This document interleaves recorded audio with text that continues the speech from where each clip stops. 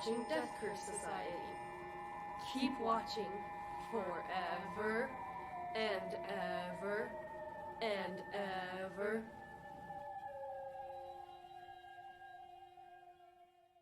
Rock and roll!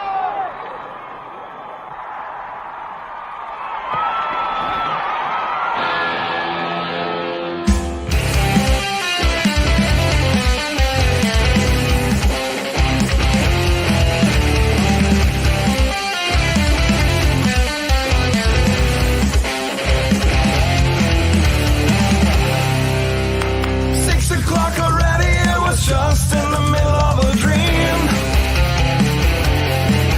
I was kissing Valentino by a crystal blue Italian stream. But I can't be late, cause then I guess I just won't get paid. These are the days when you wish your bed was already made. It's just another manic Monday. I wish it was Sunday, cause that's my fun day. Why I don't have to run day. It's just another manic Monday. I wish it was Sunday, cause that's my fun day. It's just another manic Monday.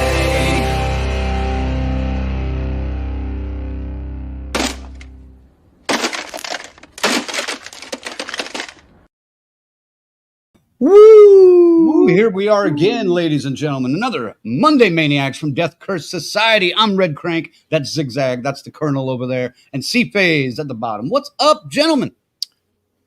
Yay. So glad to be here tonight. Yeah. I can see the excitement on all of your faces. It's Listen. palpable. I think we kind of have a reputation. We come across a situation such as this one. And folks, prepare to get what you expect.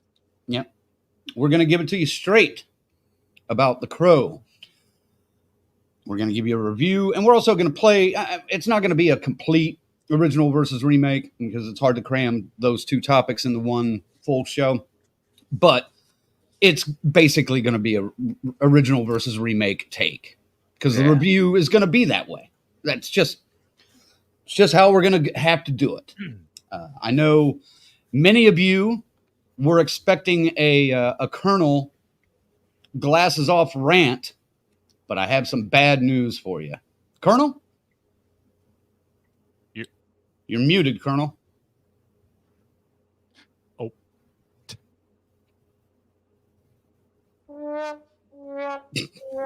We'll come back to Colonel when he figures out what the fuck is going on. Right. Anyway, FaZe, how you doing? You weren't even born when The Crow was out, the first one. Not quite. No, I was born in 97. The Crow was 94, right? Yeah. Yes. All right. So yeah, But not quite. you had seen it before, Yes. I assume. Okay. And I went ahead and watched it again today before going to see this other movie that I they think just he's made. here. He Nope. was there. There he is. Colonel? Nope. Colonel? No, sorry, I accidentally muted myself when adjusting the volume. I couldn't hear the twins, so I turned the volume up and hit the mute button. No, I've seen a lot of shitty movies on this podcast, okay? A lot of Blumhouse, The Resort, Fantasy Island. God. If you guys went way, way, way back, we used to have a little card we would play called Fuck This Shit, I'm Out. That's true. I'm not giving these fuckers my money. I sat this one out. This is my protest. Like, no one wanted this fucking movie. The box office numbers fucking prove it. So I'm benching myself tonight, and I'm sitting in the stands with my people, and I'll be following along. So I'll stay in the green room. These three gentlemen have the floor, and I'll be in the comments tonight. Now, why don't you stick around with us? You may have some questions about it that we can The that you can chime 94, in. the 94 stuff, too, your opinion will matter there. Yeah. So. Oh, yeah, that's all I got to talk about. Yeah. I couldn't do it, guys. I'm sorry. I've seen a lot. This one just pissed me off more and more and more. The more trailers I've seen it, and I couldn't do it. I took a First stand, of all, for lack of a better term. You suck, but I totally understand, dude, because I wish I could turn back the hands of time and Look go at back this to the one. box office. It's either the oldest kids' school pictures or The Crow. Ah, I was like, I'll buy those pictures. At least that's money spent I get to keep forever. This is money spent you forget about in a year or two. It's All not right. enough. So No glass. Well, maybe Zigzag or I will go on a glasses off rant in honor of the Colonel's, rest in peace mode on the Crow remake. I would say it's a safe bet because there's a lot wrong with this fucking thing. Agreed. Before we get into that, first off, happy birthday to Kiara. I saw her in the comments somewhere down there. So happy birthday, Kiara. Thanks for joining us. 23 never looked so good on anybody out there. And in that fashion, I did get a different bag for the Needful Things affirmation of the week. So I don't know why I turned this into like a sponsored bit, but I think I just did. You are fucking important. Where is it? There we go. It says you are fucking important, not us. No, this is for everybody. You are fucking important. I know I'm fucking important. So remember that, everybody. That's your weekly affirmation from Death Curse Society. You are fucking important. Back in the bag. You go. All right. Thank you, Needful Things, for the weekly affirmation.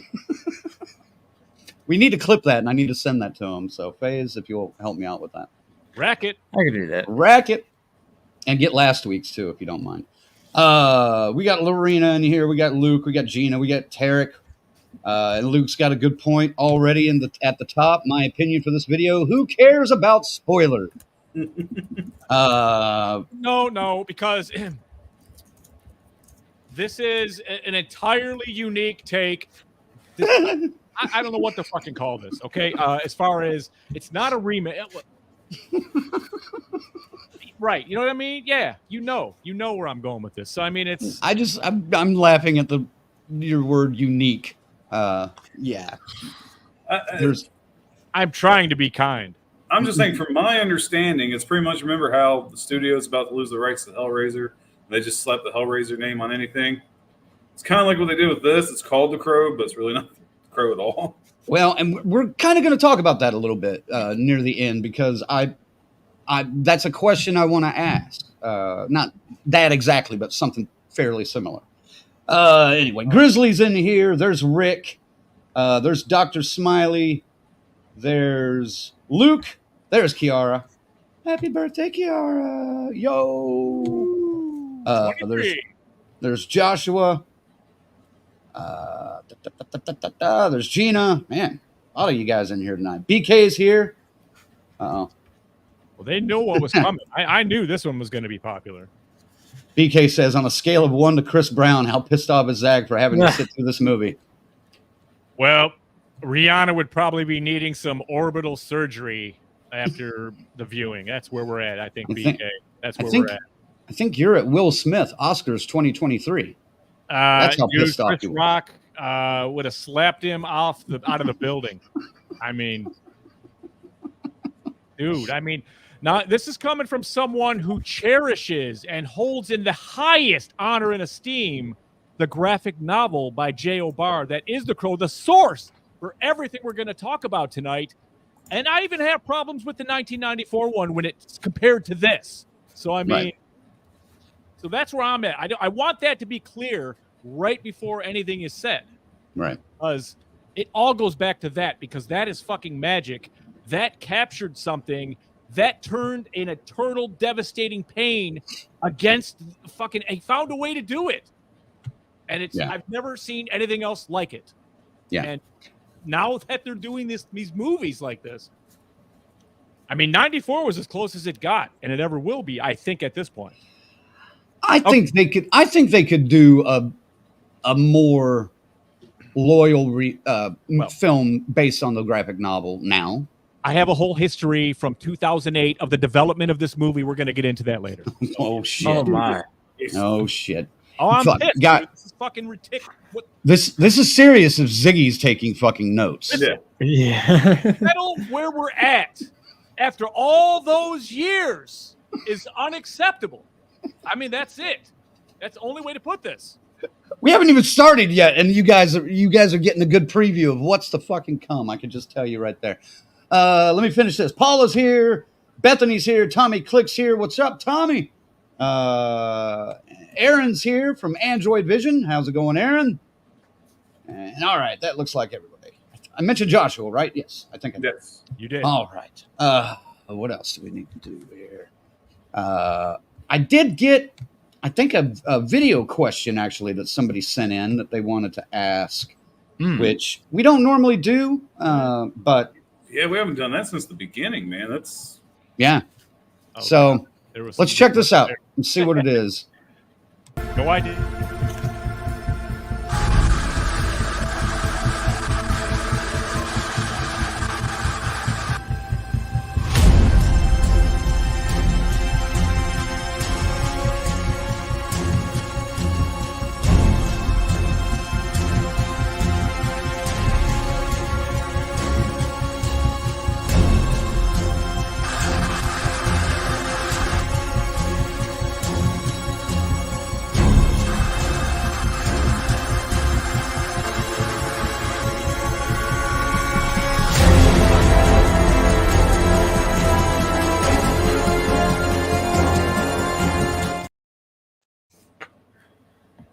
That was not a question at all. What the fuck was that?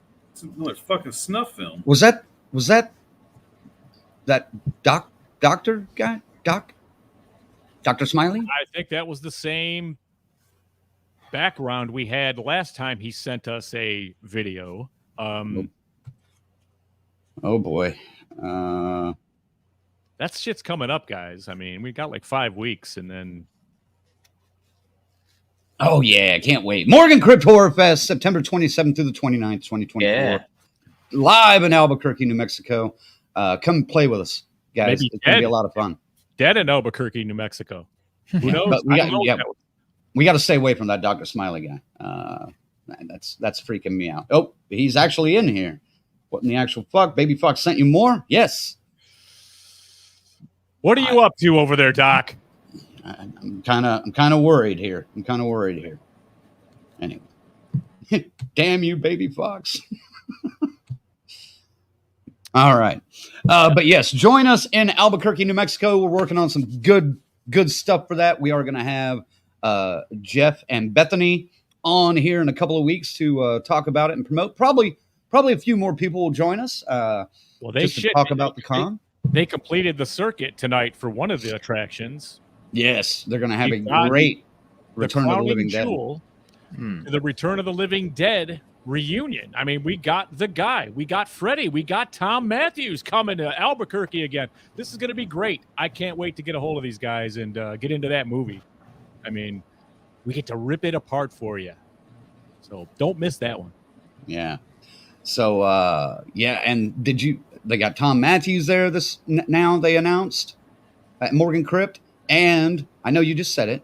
And did you see Dennis O'Hare? I knew you would freak out on that one. I was like, oh Ooh, that's dude, he's such a good fucking actor. That's why shit. It'll be I love interesting. He's got such a resume. I mean, for Yeah. sure. I mean, Yeah. I liked him in True Blood, dude. He was really fucking good in True Blood. So yeah. So that's a good fucking get, guys. Kudos to Jeff and Bethany out there. There's Colleen right there. Colleen says, this is who sent the video. I may have found one last one. Yeah, send it our way. We need to expose this freak Yes. and what he's up to. So No. see, yeah, Bethany was like, I even geeked a little bit too. That's a good get, girl. yeah, I can't. Kudos to you. Kudos I to got you. it. Let's give it to him right. You know, we gotta. If You you're gonna do then something do it. that freaking amazing, you gotta.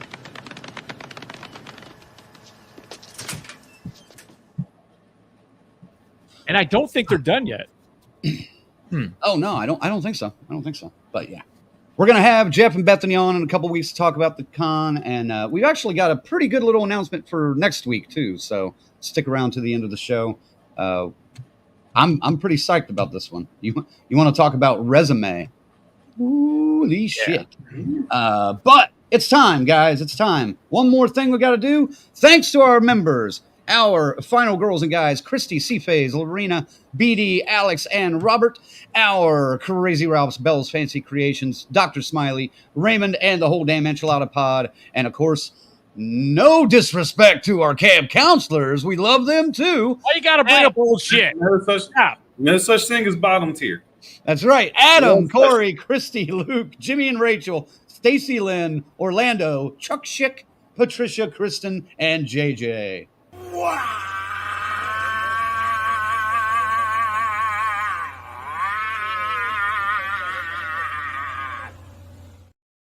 I didn't want to get too redundant with the clapping, you know. I understand, but that actually made me laugh when that popped up.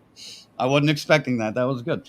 If you want to become a member and support the DCS, hit us up at deathcursesociety.com. Roll on over to the membership page, check that out, and pick a tier. And that's how you do it. And of course, always thanks to our associate producer, C-Phase.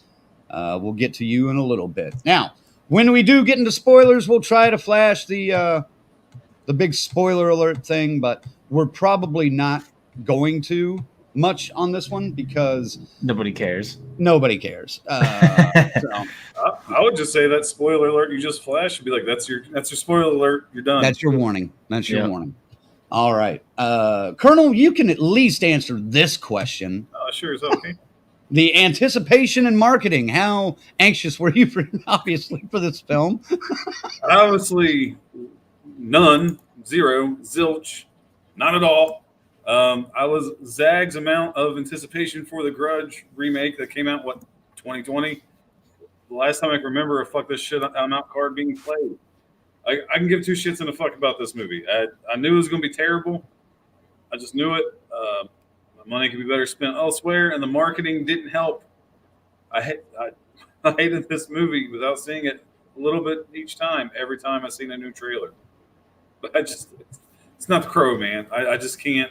I can't fucking do it. I couldn't do it. They did a terrible job of selling this movie to apparently 95% of the fan base. So, yes, they did. I completely agree with that because I think everything they did in the terms of marketing, except maybe the poster. The poster was all right. The trailer tells you everything, gives you at least a bit of all the good stuff. The first look images that they released through like Entertainment Weekly or something like that just opened the floodgates for the hell that we were about to see. And the fans went ape shit, and I loved it. Calling Bill Skarsgård the like SoundCloud rapper and all that, and the Hot Topic Spencer's the couple that met in the Spencer's Gifts, shit like that. It was hysterical, and this was the worst way to market a fucking movie. Phase, anything to add on anticipation and marketing? Oh man, I mean, you know how excited I was for Alien Romulus last week. The fucking complete flip flop this week. Now, I almost texted you guys like, look, is this something I could just skip? And I'm like, yeah, fuck it, I'll just watch it anyway. I watched them back to back. I woke up at around noon, watched the original 1994, and I really liked it.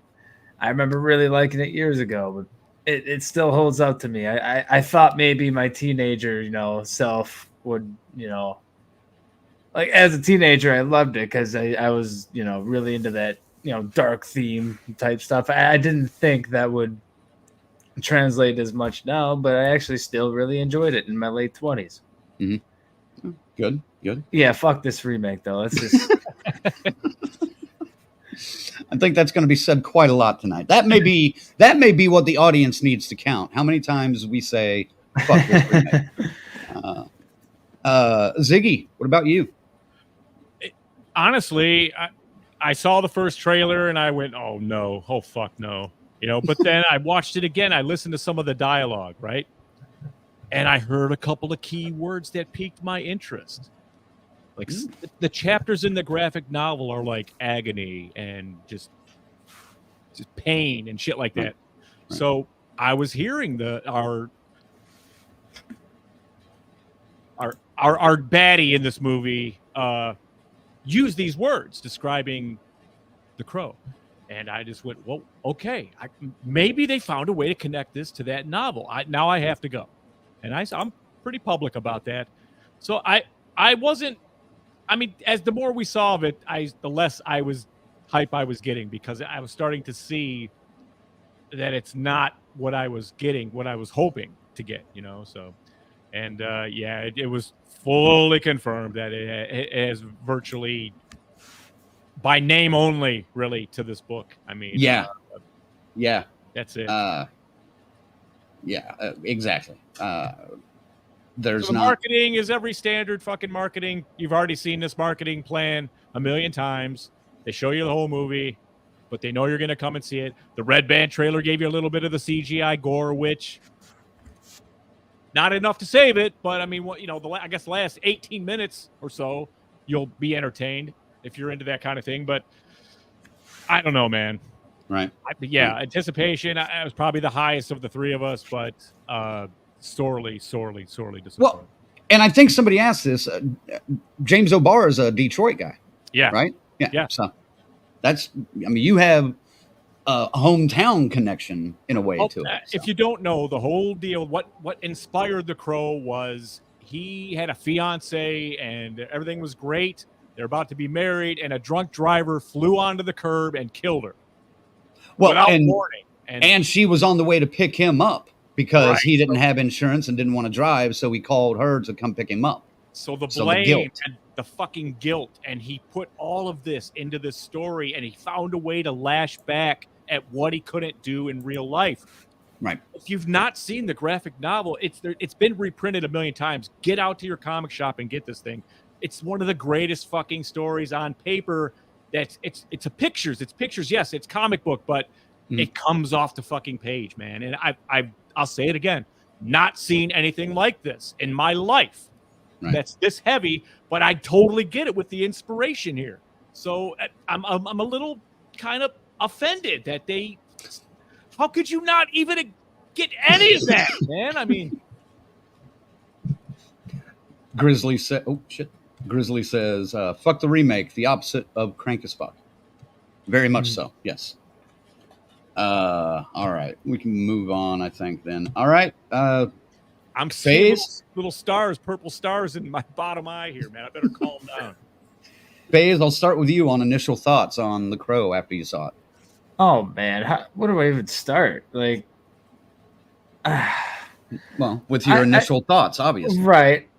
It's just like there's a lot to unpack. I mean, I don't know, man. If you really just ignore the original content, and I never read the graphic novel, I mean, there are some moments that are okay, but last 18 minutes. Even then, if you ignore everything, it's still like a super mediocre, boring film. Like, I don't know, man. But with it being a Crow movie, a Crow remake, reimagining, whatever you want to call it, oh, man. I can't even think of the word to describe it. It's bad, and the fans are, justifiably blowing it up, I have seen people say it's solid. It's a good watch. It's a good story, and I'm all like, I wouldn't call it solid. Even as a standalone. Yeah, where'd you see that at? I was like, what did you watch? Did you? Yeah. Did you stumble into the wrong movie? Did you happen to? What is it? A reshowing of the original or something? What the fuck, man? Because I don't get it. I have no clue what you meant by solid movie. I don't see that at all. It's a mess, and I understand that he tried to make it original. I get that, but this does not work like that when you're aware of what the source is. It will never work like that. Right. Like that's how I was trying to approach this, was just with an open mind, trying to ignore the original. It was hard. Dude, I tried, but there's no fucking way. I can't. Especially if you're going to call the movie The Crow, then I can't get the original out of my mind. You know, Let's get to the revenging, dude. I don't need 45 minutes of character to. I mean, okay, yeah, I guess he's really showing us that price he has to pay and the reason he's coming back to do it. Oh, it's so good, and it's not. But I that's what the attempt was. I get it. I don't want people to think it's over my head. I fucking get it. It's just not that good. No, it's not. Rick says that this is what James O'Barr is going to be at the Monroe Comic Con on September 13th and 14th with Melanie Kinnaman and Tom Morga. Cool. Yeah. Go. If you're in the area, go check that out. Ziggy, are you going to that? You've met Barr. I've been right down there. Yeah, man. But you've met. Yeah, I've already met him a couple times. We just met him again. He was at Morgan Crypt last year. Yeah. And we talked about the movie. Like, I had questions. 20 years I've been waiting to ask these questions. 30 years. And we talked a bit about it. But he said there what he said in public before. He doesn't think what Brendan Lee did and achieved and how he tributed the material the best that they could, it'll never, ever be as good as that. We have a fucking litany of sequels that already failed to do this. Yes. And they still thought making this movie was a good idea. Well, the studio obviously hoped that people had forgotten about those shitty sequels. I'm sorry, Edward Furlong should have never played Crow. Like, they just didn't even look right with the fucking makeup, dude. Jesus Christ. What a piece of shit. It's not even some of So I those. guess towards the end, that's going to be my question. Who was the better Crow, Bill Skarsgård or fucking Edward Furlong? Oh God. I'm not even sure I can answer that. I walked out of this theater pretty fucking mad after seeing this. Normally, it doesn't matter what movie it is. If I know there's a post-credit scene, or even if I don't, I normally stick around for the credits and watch the credits. I was so irritated after this movie. As soon as the first scroll came up, I was just storming out of my theater. I couldn't get out of that fucking seat fast enough. And I was the only one there.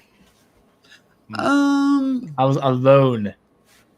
When did I see it? I saw it Sunday afternoon at 2:30 or something like that, and there were 5 other people in the theater with me. That was it. There was a handful.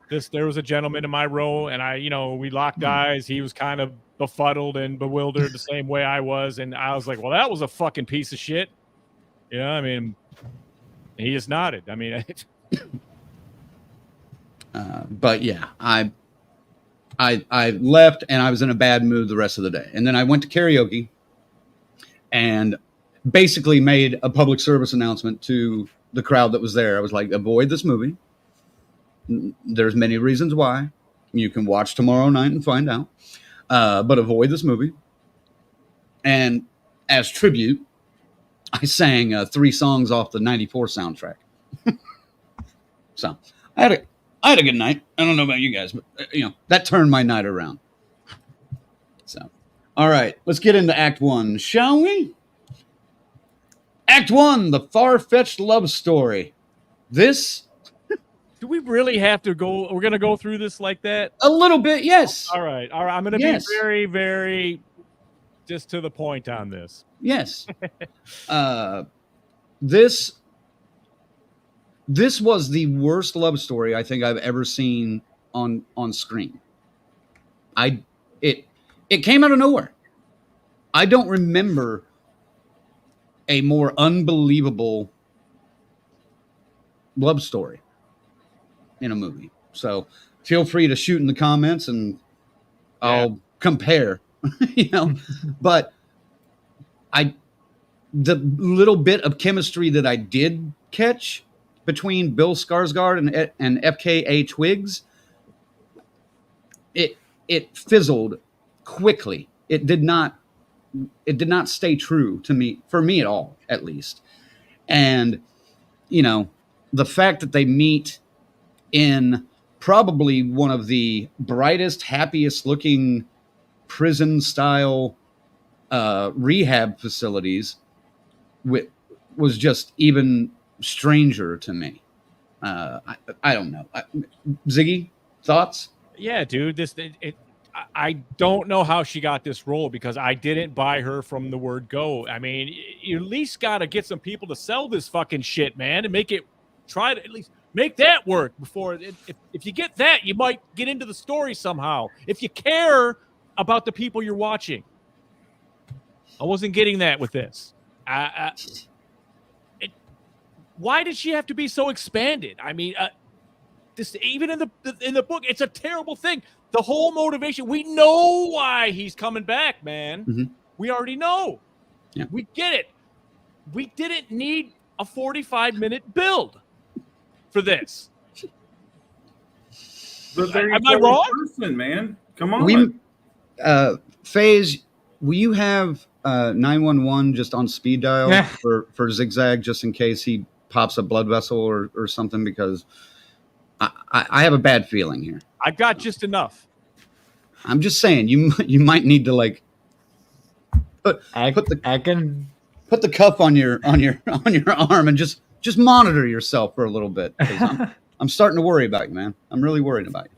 I could have his local PD on speed dial. Yeah, keep sending me to fucking wonderful fucking productions like this, and I'll be off this planet before you know it. FaZe, did you believe the love story? No, I mean, I saw that this movie had right around the same runtime as the original, which really surprised me. I was expecting an extra 30 minutes. It was probably like an extra 10. I think it was 4, wasn't it? I don't know. know. Hour 46. The original was an hour 42. Yeah, it sounds about right. Like they're basically the same. So I was surprised when I checked my phone. I'm like, we're 40 minutes into this bitch. We're just getting done with the romance bit of this movie. Yeah. Like, I was starting to think the whole fucking movie was just gonna be the romance. Like, right. I was almost happy when they got killed. killed. No, I was almost happy.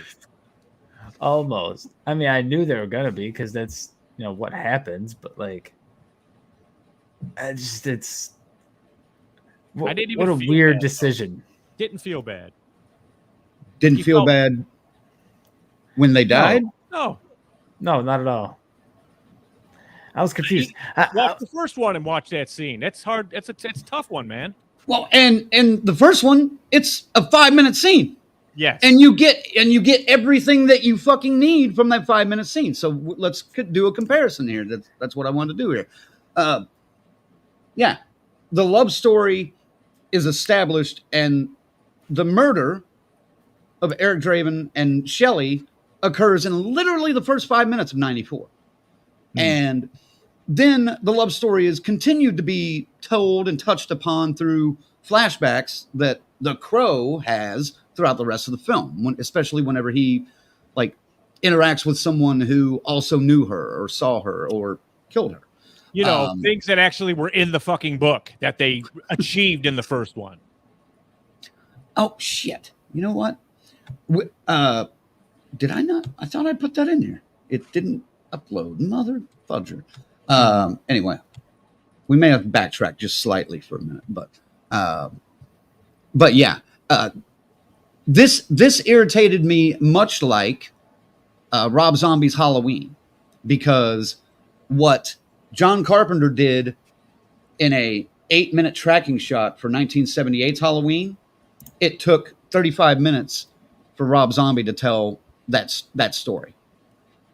And that's one of my biggest fucking complaints about Rob Zombie's Halloween, because I didn't think you needed a backstory to Michael Myers. He's just fucking evil. You don't need the white trash, abusive family, bullied at school bullshit. You don't need it. This, much the same way. You didn't need 45 minutes of love story before the action starts. Now I'm getting all worked up. Hold on. Well, yeah, a little elevated. FaZe. I'm warm sitting here. I'm actually generating heat. FaZe, any comparisons to the original that you'd like to make here? I mean, we're not even quite there yet. No, I mean just in Act 1. In Act 1. Were there any? No, that's kind of what I mean. Is I mean, because I just don't know, man. Yeah, I was waiting for it to get to that point. The original movie started. No, this director had to show us how much this woman meant to this man. He had to take us 45 minutes worth to get this fucking thing out that could have been done in maybe 10, maybe 15 minutes even. It could have did the same thing. But it didn't even work.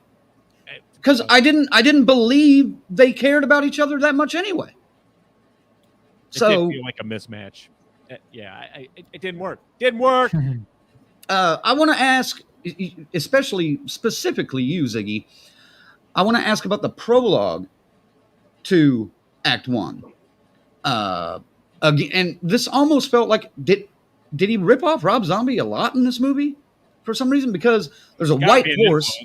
There's a white horse on the ground, like stuck in, that looks like it got caught up in some barbed wire or something. And I think I remember something similar to this in the book, but they include this in this movie, and it's never alluded to again. It doesn't. They could have cut it. There was a brief flash to it, but other than that, no. I think they were just trying to shoehorn some stuff from the book into it, and again, a horrible miss. I mean, it doesn't fit the fucking what they're doing. It doesn't fit where they go to next. Right. All right. Well, let's see. They're striking out already. 2 strikes already. We're in the first fucking act. I should probably look at. I haven't looked at some of these comments yet, but. Oh, it's been, dude. They've been going nuts. I've been trying to star them, and it kind of got, it's like reading a book over there. Rick wants to know: was the new one following the graphic novel? No, I don't think so. Have you ever read it, Rick? I'm assuming not, because I wanted to read it again this week, but I just didn't have the time. I read it back in the 90s when I got it. It's like it's gangs, dude. It's gangs that take out his girl. It's reality. You know what I mean? The supernatural doesn't happen until whatever decides the Crow guy was wronged. Eric was wronged, and he gets this curse or gift, whatever you want to take it as, to come back and avenge her death. She don't ever get to come back in the fucking book. He gets to finish the job. He gets to take out the enemies, and then he goes to his own grave and dies again. Mm-hmm. It's fucking poetic and beautiful and tragic. It is beautiful, yeah. And this has none of that. No. Tarek says the director of the 94 Crow, Alex Proyas, said of this one, of the remake, it was a cash grab and there isn't any cash. Talk about... Got ours. Talk about, well, that's not going to be enough. $50 million. That day too. Fuck them. Yeah, fuck you. I used AMC Plus. Got it for free. Fuck you. $50 million budget. $4.6 million weekend. The original in 1994 dollars, mind you, $10 million. $11.7 million weekend. Almost. They got their budget back in one weekend. Yeah, and made their budget back. Yeah, good for them. And plus $1 million won. Yeah. So, Jesus. Anyway, there's a litany of reasons we'll get into of why that one is better, although not perfect. Yeah. There we go. And Rick even said it too. 4.6 mil on a 50 mil budget. Yeah. Yikes, man. Wow. Exactly. It's gonna sink Lionsgate. One of the girls that I see at the movie theater all the time, one of the concession stand workers, she asked me what I was saying. I told her The Crow, and she was like, "I've been interested to check that out. Tell me how it is when you come out." And I was like, "You sure?"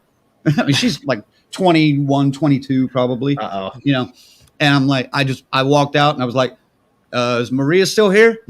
I need to talk to her right now." Oh no. I want my money back that I didn't spend on this movie. You should have paid me to come and watch this movie.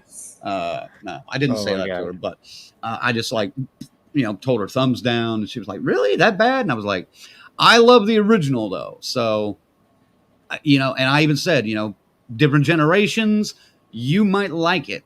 Phase, you're in that generation. This movie was written and made to attract your generation, and it didn't work for you, obviously. I mean, it never would have, but I mean, I think it's meant for a little bit younger, like hers, the 21 range.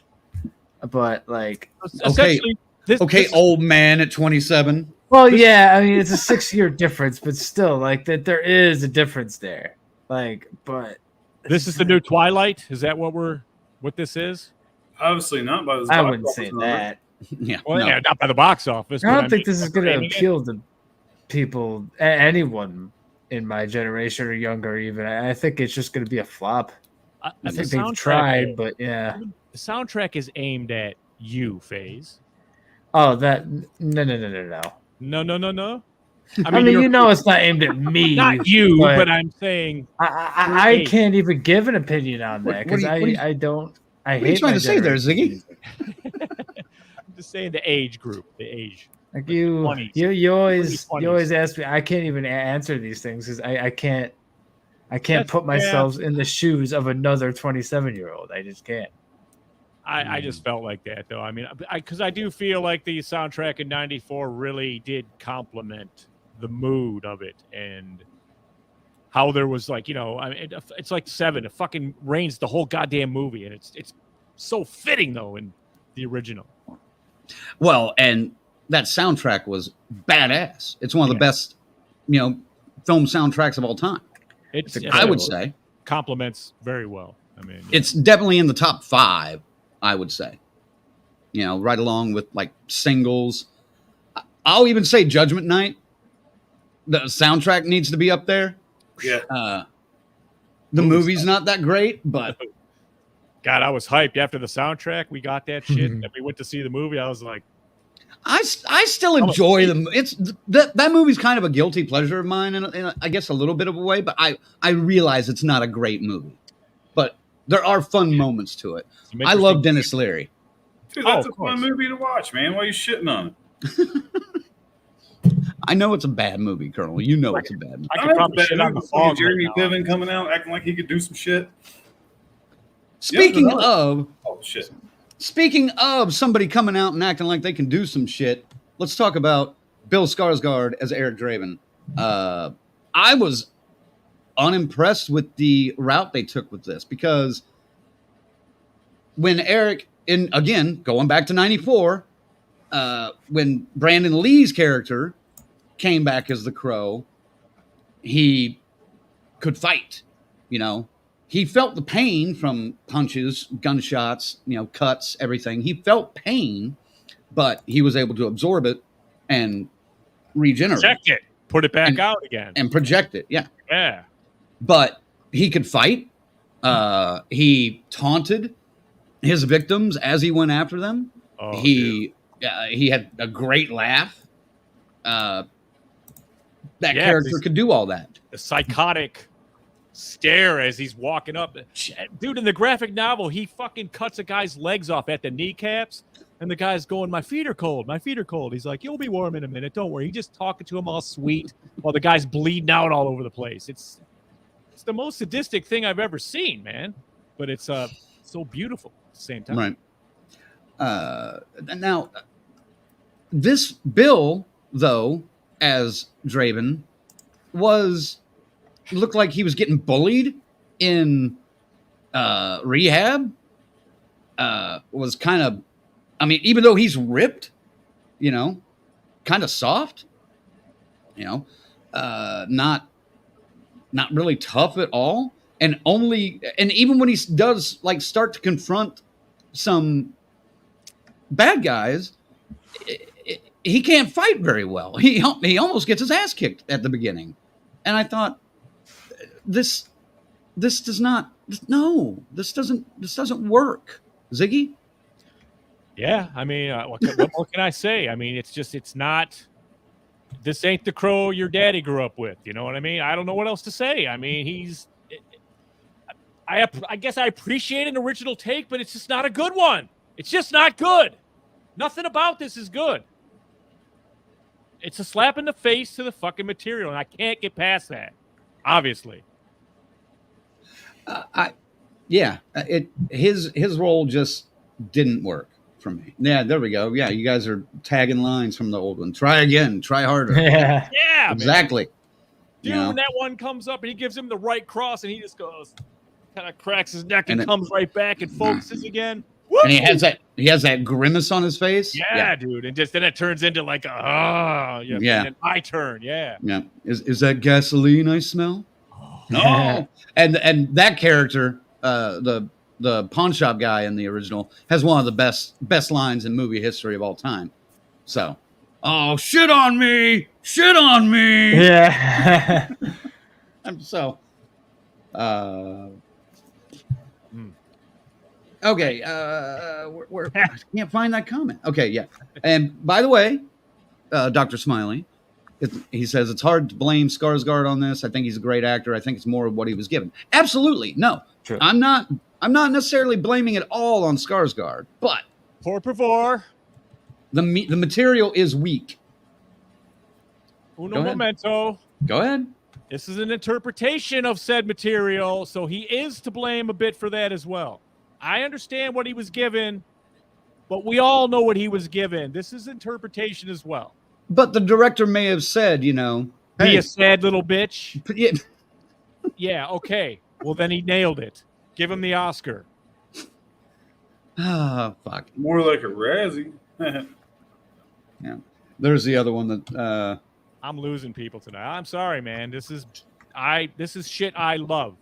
This book is my jam, so I've got a problem here. Go ahead. Tarek says, stop me if you heard this one. Jesus Christ walks into a bar, or walks into an inn, hands the innkeeper 3 nails, and then says, can you put me up for the night? Thank you very much. Thank you, Tarek and Lorena.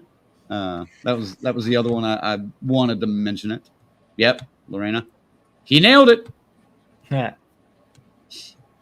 Anyway, let's ask the people. Did he touch any of you out there in any way? Were you Show us on the doll where you we're on touched the doll. Yeah, right. I will say this. I went on Letterboxd afterwards to look at some of the reviews after I saw it. The only positive fucking reviews, I swear to God, when I looked, and there were like 12 of them. 4-star, 5-star, 4-star, 5-star. Every comment that went with that review was Bill Skarsgård is so fucking hot. That's it. Nothing about the fucking movie. Just he's so fucking hot. Every single one of them I saw. So, and sorry, that doesn't sell it for me. I want to say he looks like a young Steve-O, and that distracts me every time he's in anything. I'll never unsee that again. I can't. Yep. Doesn't he though? You're Jesus. welcome. He does in the still there, the picture. He really does. There are a lot. We're be like, yeah, dude. Now I want to find a picture of Steve-O and put the Pennywise makeup on him and see what that looks like. Shit. All right, so we kind of already did this, but Bill versus Brandon, no fucking contest. Brandon, No, we can all just day, skip. every day. Bill says he's a fan of the material. Brendan Lee could quote the fucking thing. So take that for what it's worth. Well, not anymore. Well, he could when at the time. Too soon? Yeah. This is Just look at that. Just look at that right there. That's all That's you need to enough. see. That is enough. The hair, dude. What the fuck is going on there? I actually went out before the show tonight and got into my Halloween gear looking for some grease paint. I was going to paint half my fucking face for this tonight.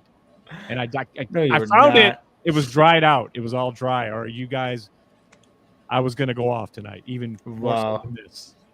I Well, was going to go unhinged. you can still honor, the 1994 Crow and Brandon's performance by going and setting Detroit on fire. Just treat it like Devil's Night. That can be your thing. They don't do it anymore. It's so funny. There's like a bunch of like those They don't angels. they don't destroy the movie. Damn! It's disappointing. Damn! I wish my town would just go up in flame. Oh, it used to be a thing though. Devil's Night, and there would be some massive fires in some abandoned building somewhere, like every year, and then all of a sudden the guardian angel started walking the streets, and it's gone, completely done. See, that's the problem. There's too many abandoned buildings now. They don't know where to start. Yeah, right. They're like, Oh Jesus! Good God! leave my city alone. Yeah, there we go. There we go. Patricia says at least Steve-O would set himself on fire, and that would be entertaining. Oh Lord! Yeah. All right, all right. God damn it. FKA Twigs. Can we just call her Fucka Twigs? That's all I see when I see her name. Every time I see her name, I'm like, who?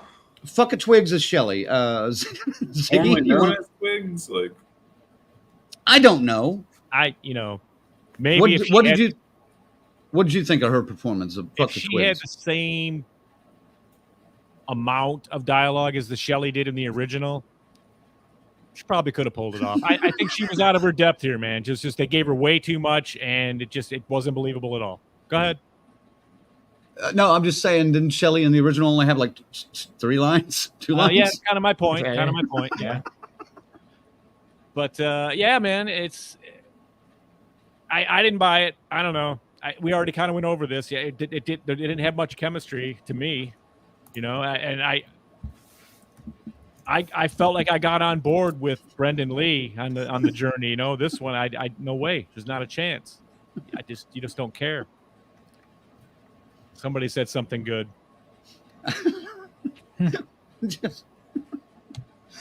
Tarek says, fucking Twigs. That's probably very insulting, and I'm sorry, but it's out there now, and we're going with it. Oh, God. Dang it. Well, there's Tommy. He says, I watched the original Crow and City of Angels. All right, cool. You don't need to watch the new one, I'll tell you that much. Well, Tarek says 1994 Crow did, in fact, turn on a lot of people to Devil's Night shenanigans, me included. Okay. I guess I'm just too close to it where ever since I was a kid, there was every fucking year that was the thing, Detroit's going to burn down tonight. Yeah. All right. FaZe, anything to say about fucking Twigs' shit? Real quick, I just want to point out, you haven't seen either movie, Lorena? What the fuck? You gotta go see the 1994 one at least. Whoops. Huh. This clip. Gurgling sound. Cool. But Oh, that's Iceman. What's up, Iceman? yeah, what's up, man? Ooh. Iceman Sub-Zero. Yeah, That's vicious, man. that's one of my karaoke guys. Oh, nice. Wait, no. Wait, Lorena's seen The Crow. She had to have. I don't buy that either. That's I really don't buy that, but yeah, I suppose she could have been, taking care of my older sister at the time. Maybe. She's busy Not or you, whatever, but- she was all right. She played her role, but I was just waiting for her to die so we can get on with the movie because obviously, that was where we were going. At least I figured. But yeah, I don't know. 45 minutes was the surprise. Yes, the innocence of the other Shelley too, and the kindness. Yeah. That's all not here. That's not here. Right. Well, in fact, they end up coming back and saying she did something bad. Now, Yeah. granted, she was influenced. Okay. Whatever. We'll get into that here in a little bit, which get your blood pressure medication ready when we get into that conversation. At this point, I good was thing I took it already. Oh, okay. She's seen it. Okay. All right. Yeah, I was not impressed with Shelley in this.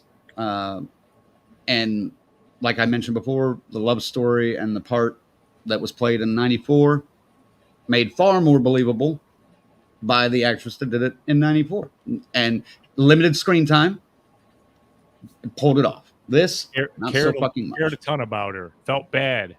But Yeah, and you could feel it. The hospital scene was devastating. Right. But you could feel it in that limited amount of time that she's there. So. Yep. All right. Act 2. Ziggy, get into it. Do the evolution. I, my idea was to try to use like song titles for all of these, but I abandoned that idea and just went with like basic ones. But so I had to stick with Do the Evolution, where they die, and he goes through his. Now this was out of the book a little bit, but closer to, wasn't it? It's almost like a video game of the Crow or something. I mean, because like it seems like every time he gets wasted or hurt or killed, he shows up in this fucking Purgatory kind of thing. Checkpoint. Yeah, you know. And he's got a guy named Kronos, and but you don't really know what he is. I don't know. I don't. That's not really. There's guidance there. It's more words and stuff in the book that he hears and shit. That's the guidance, you know. But this is just, it's different. I mean, it's. I guess if there's an interesting point, if you want to figure out what the fuck's going on and why it's, you know, I mean, so if you're gonna care at all, you're gonna watch this part. But I mean, I don't know, dude. I was so annoyed already by this point that I just couldn't wait to get to the killing, dude. So I mean, Faze, what do you think, dude? Yep. I mean, ditto. Just come on, let's get on with it. Let's get on with the killing. I knew it's like, all right, we're gonna be spending another 20 minutes getting on with the, you know, where the fuck this is going to. So Hearing why you get to be the Crow, right here, why and how, and he's probably going to be discovering it gradually. Like it literally took like an hour and a half for us to get to the point where the original Crow began. It was horrible. Yeah. Like I'd say an hour and 15, 20 minutes. Yeah, okay. Easily. Yeah. That's insane. This whole abandoned train station purgatory that that was weird.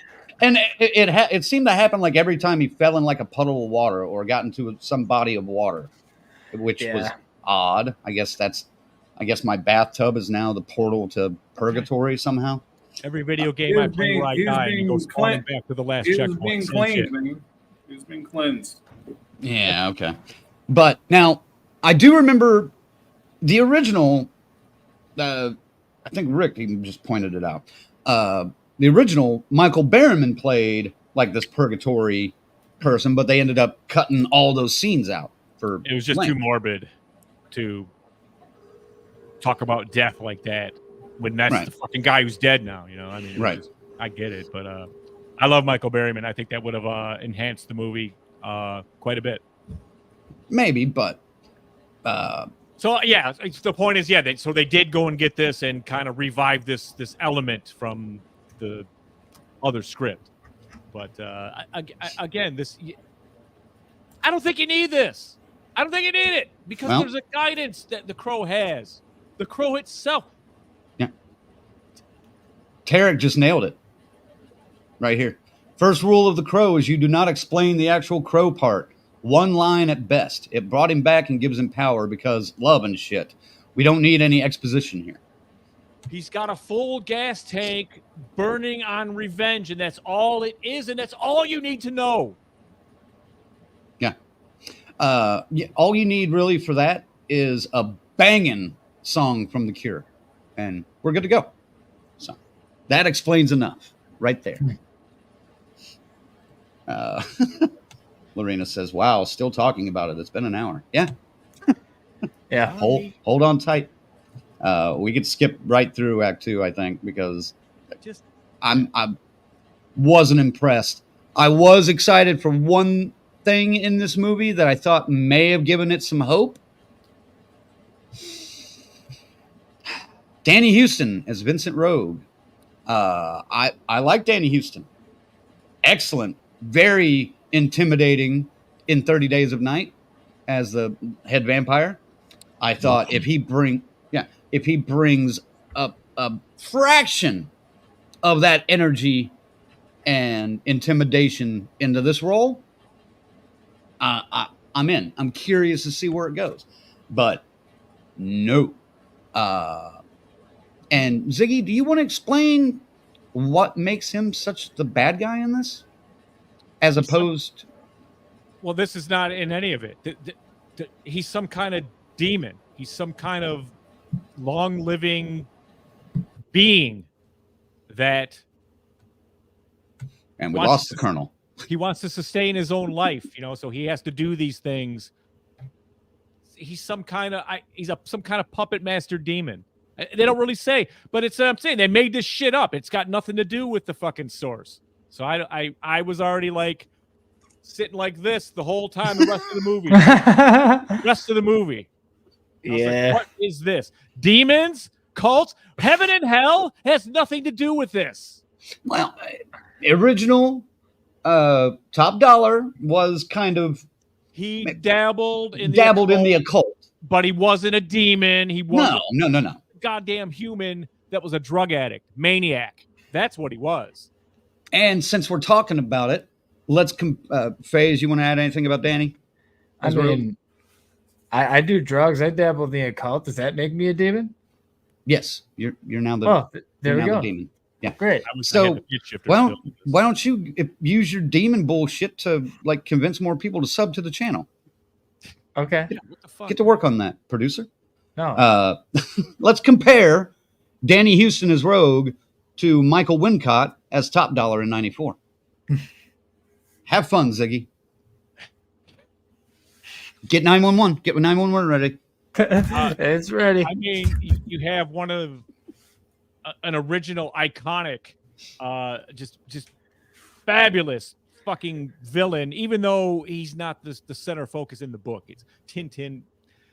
It's all right though. I like what they did with that. It was an okay change. It was acceptable. I understand this. You had to expand on some things. The little girl, all that and stuff to get that right.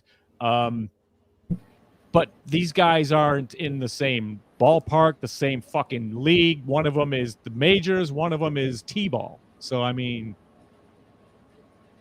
I respect him as an actor, but I bet he's regretting taking that fucking role. I'll tell you that much.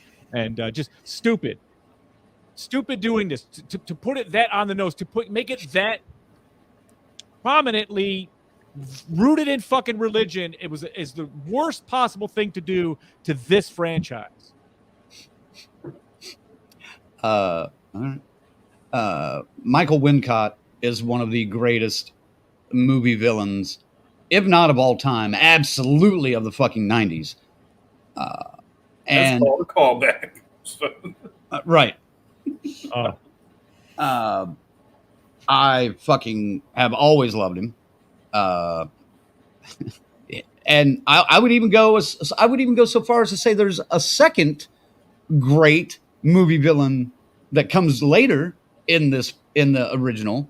Michael Massey plays Fun Boy, and he later on becomes a wonderful villain.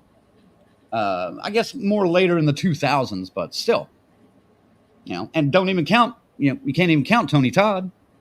So. No, he's just a henchman in that, and it's right. It was cool seeing him, of course. But I mean, right. Just all the whole cast of the gang, of Tintin's gang in the original is pretty fucking close to how I would have cast it if I had the resources and options to do it. The guys they got were absolutely colorful and stood out just like they should, and they do in that book. There we go. Let's talk about that. Gang War, 94 versus 24. You're kidding, right? No. That's good, isn't it? Ziggy likes it. It is good. I'm not going anywhere with that, dude. Fuck that. But you asshole.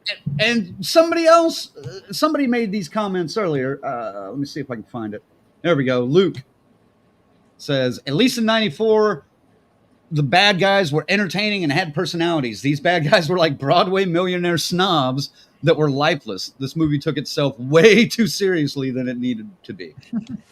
You see that? They did a stylized version, over the top, but it called for over the top in that 94 one because each guy did that, with Tintin being the, he's fucking bong hitting an eyeball, dude. That's as sick as it gets. That's fucking crazy. I love it. So he was fucking so good as the boss in this. Well, they gave that to Top Dollar though, Wincott, not Tintin. Yeah, that's what I mean. I mean, like a guy that he's the one that smoked the eyeball and shit. You know what I mean? Right. Yeah.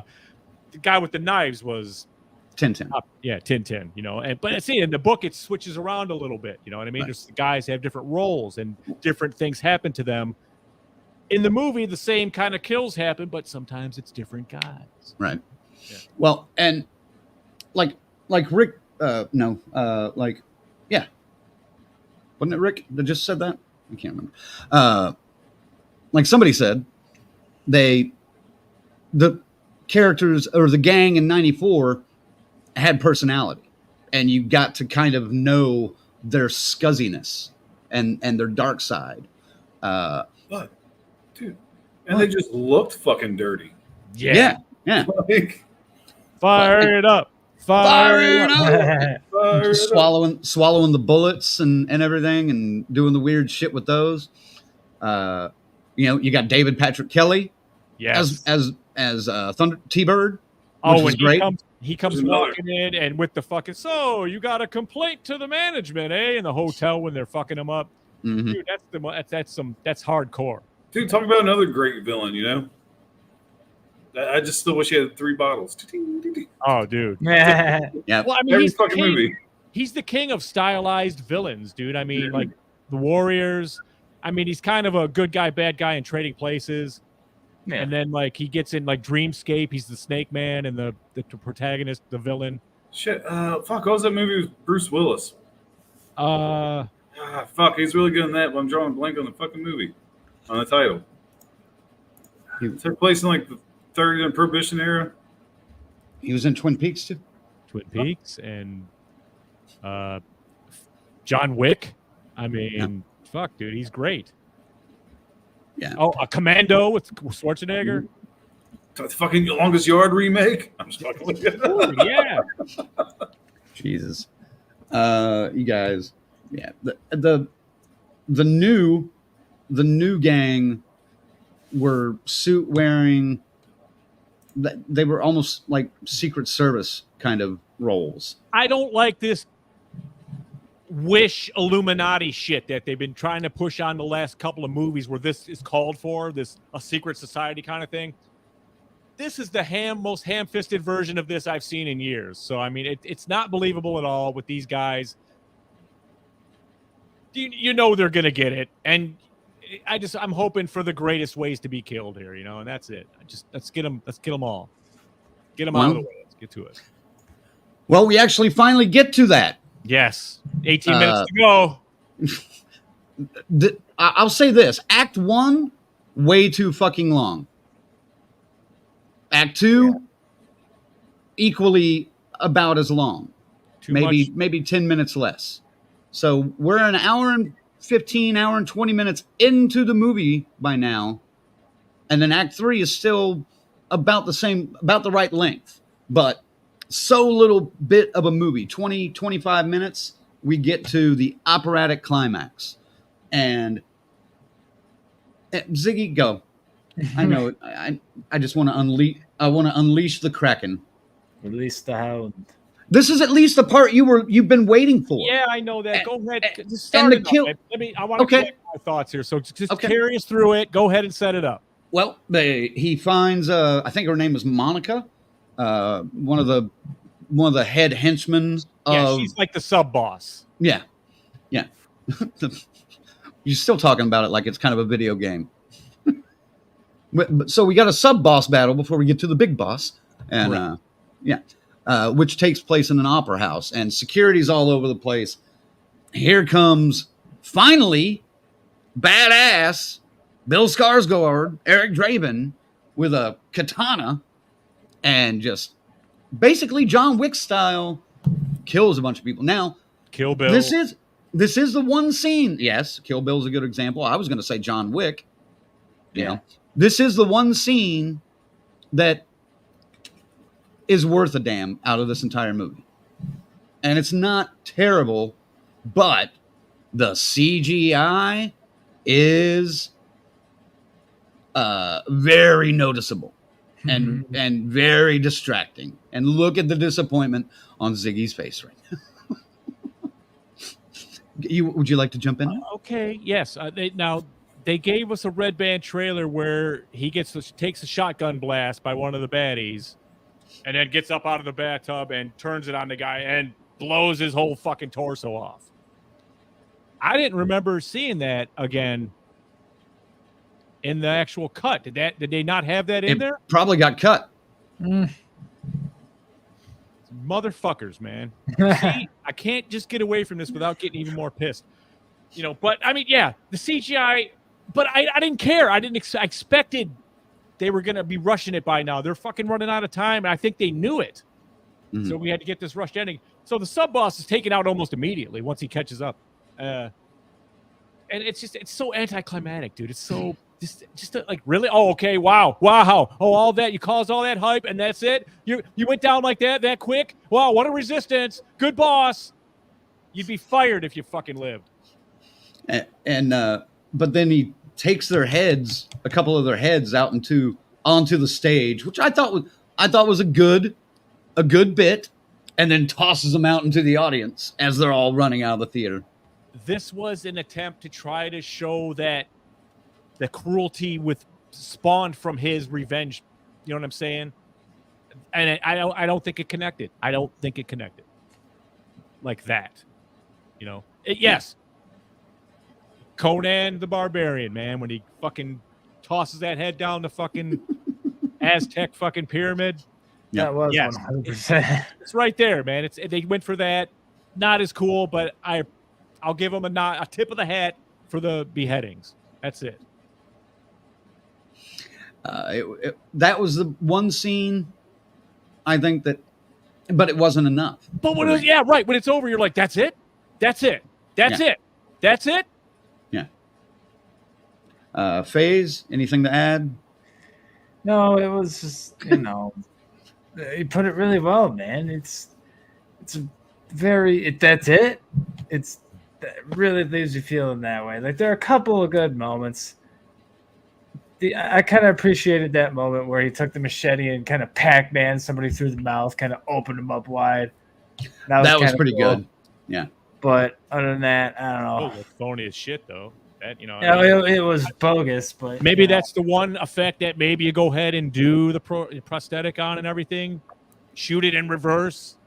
You know what I mean? Make it look good. Cool. Right. Add there were a couple of leg severings and arm severings that were. Yeah, but we saw better shit in fucking Deadpool and Wolverine 3 weeks ago. Oh, yeah. Well, and I'll say this. One of my least favorite, camera tricks that you can do, special effects, is when you have blood on the camera lens. Yeah. I hate that shit. Every fucking time that happens, that just instantly takes me out of the movie. Because for my dumbass, I'm thinking, shit, now somebody's got to come along and clean that before we do another shot. So, no? All right. But, yeah. But Rick, I think, no, who was it? Luke mentioned it, I think. Hold on, let me get it back up here. There it is. Luke said, the problem with the opera scene was the depressing, boring bullshit of waiting almost an hour and a half into this was just a slap in the face for that wait. Yeah. I agree. I would agree. Wow. And Luke mentions this. When he had to pull his leg back in after that car scene, that was kind of cool. Yeah. That was all right. All right. These moments, it's like I said, there's so few and far between, though. I mean, there's no pocket change. You know what I mean? I wouldn't even say few. There's one. I mean, even the final boss battle isn't that great. Not compared to the opera scene. And then the stupid twist and shit. You know what I mean? Oh my God. What? What's wrong? What's wrong with the twist? Oh, we got it really. We got our victim and she's dead. He can save her though. That wasn't an option in the first one. Yeah. So yeah, Cronus does give Eric Draven the option because he does start to lose a little love for her, and to gain that love back, or to prove that he has that love back, he offers to take her place in hell so she can be revived and come back to life. That's why it had to happen like right after instead of waiting a year like the original. I think. So much more fucking impact a year later. Iceman says, wait, there's a twist? Even Derek's like, Not a good one. wait, what? I want to know the twist. Yeah. Well, it's not really a twist per se, except that, you know, they made fucking the whole point of his existence part of the enemy. And you know what I mean? And she's got to pay the price for that. And it's fucking stupid, man. Tarek is pissed off. She does not fucking live. Oh, you didn't want a happy ending? You didn't want a happy ending in your Crow movie? You didn't want a happy ending in a Crow movie? Take your medication. You're getting too old to be doing that, man. Settle down. Compared to 94's epic battle scene, Brandon Lee versus Michael Wincott, top of a fucking church, taking out, you know, having Ernie Hudson come along and help you out a little bit. The actual Crow gets hurt, almost killed. So Brandon Lee's Eric Draven loses his powers a little bit. He's not as indestructible anymore. Ernie gets shot. Battle on the top of the church. Beautiful. Raining. You know, Amazing. Rochelle Davis as Sarah getting slid down to the bottom, hanging on for dear life while they fight. Fucking amazing. I like This- the lead up to the fight, though. The lead up to the fight when he's like, here's my impersonation of the Crow. Caw, caw. Oh, fuck, I'm dead. Bang, I'm fucking dead. Because Michael Wincott is a wonderful fucking actor. Somebody had that in the comments earlier too, but I'm not scrolling up all that way to find it. But, Even in Alien Resurrection, he's the shit. Just fucking, it's the only good part of that movie, just about. This guy's got pipes, man, too. This fucking guy, you know, his distinctive voice. Yeah. Oh Lord. Lorena says, "Oh, now I want to watch a bad movie with Ziggy." That's fun. No, you don't. Showing you the ice cream bunny. I am in actual discomfort here, man. Recalling this shit. This hurts. All right. Well, we kind of talked a little bit about it, and there's not a whole lot to talk about, but special effects, I would say 95% CGI. And I read somewhere where they didn't even have physical guns in their hands. They CGI'd guns. Well, they were in Prague or something, so shit, well, after fucking Baldwin, man, you blame him? yeah. Yeah, I And do. they added muzzle flashers and smoke to it. That's all they did. They put little things on the edges so nothing's shooting out. Right. Well, can you blame them though? I mean, what the fuck? Their last movie was almost completely shelled because of that shit. So, But still, CGI guns. Yeah. I was better than CGI walkie-talkies. Like in ET? Yes. God damn it. That's offensive too. Go ahead, Faze. I see you don't have anything for the directing, so I just want to point out real quick. It's not a special effect. I do. Do you? Yeah, Did I miss it? it's above. I skipped ahead to special effects because we were Okay. a little bit Oh, about it is right there. Jesus, duh. But just wanted to point out real quick. Just I only have one thing to mention about that. Very early in the movie, right after they break out of the rehab facility and they're in that like vacation home. I don't know if Ziggy noticed this, but he's smoking a joint, and there's a little bit of the joint left. It cuts to her. It cuts back to him. The joint's long. Oh Like, yeah, no, yeah. They fucked up the fucking joint length, and the direct like, come on, man.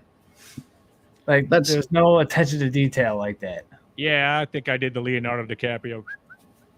That happened, so I mean, but I was kind of in there already, pouty, just kind of when I sat the fuck down, dude. I went to Cedar Point this week. I took my son to Cedar Point in Sandusky, Ohio, for the first time, and I got on the roller coasters. I'm fucking 52, and he wouldn't go on the big ones, man. So I go on one called Maxim XL 200.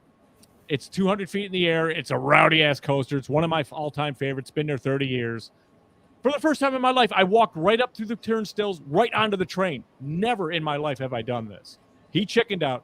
So I'm sitting there. I get up to the top of the hill. As soon as we go over, my fucking glasses start going, and they're about to go, man. I was like, oh, fuck. So I pulled them off, and I was just trying to hold them. So I was bending them like this so I wouldn't fuck them up. And I just got atomic dropped like 3 times, like boom, boom, boom. And I couldn't hold on to nothing, you know? And my fucking tailbone is destroyed, dude. So I did not want to be sitting in a goddamn movie seat at all these last couple days. I love it. I was just about to highlight that. I'm just telling the story. These other people didn't know, Lorena. Please. Quiet. Is Zach going to start bitching about his ass again? Yes, I took like 6 atomic drops on this fucking coaster, dude, and something got chipped or bruised or something. I'm not in a good way, and certainly not sitting in a theater. That's my point. So I don't think I would have enjoyed any fucking movie, but this was just damn. I will say this to close out the special effects thing. The ideas for some of the kills and some of the effects were cool, but like you said, I do them practical, and you've got my attention. Hey, that knife through that blade through the jaw thing, where the jaw like drops. I think Faye's mentioned it a minute ago. Pac-Man thing. Where the jaw drops pretty distinctly. Let me see Damien Leone and the Terrifier guys, the Fuzz on the Lens guys, do that bit practical. Oh, yeah. That would be fantastic. Anyway. Hey, I think technically the movie looked pretty good. I mean, from professional, how it was shot and everything, looked pretty polished. Looked all right. You want to talk about that? Because I think the only good thing I could say. I disagree. I think I disagree. I mean, it looked basic. It looked very, very fucking basic. 94 was kind of groundbreaking in the way they set that movie up and made that movie, in my opinion. You know, there were some things stylistically in 94 that I really hadn't seen. You know? What, like Rain? No, I mean just the way, like the way, some of the way the camera moved and shit. No, it was very. They go up through the buildings and stuff. Yeah, I mean that was before fucking drones. You know, even like when he's like running across the rooftops. Yeah. The camera angle from above and all. Yeah. That impressive shit. But yeah, this one, it was okay. That's all I can say about it. Yeah, I wasn't impressed with the cinematography. Fucking something, you know, something to be okay about. I was like, well, I guess the movie crew did their job at least, but I mean, I appreciated some of the shots and everything, but well, and I'll say this: there was one shot that, and it's in the trailer, but there was only like one shot that kind of gave me that old school Crow feel. In the hallway. And, it's not in the hallway, but like between the buildings or an alley or something, with the light at the end, the Crow up next to him, flying with him. And I think he's got the jacket on that's kind of like waving in the background as he's walking away. That's the one shot in the entire movie that I was just like, there he is. Oh, and it's over. It's gone. You know, and that was it. So we're kind of already in it, but writing and direction.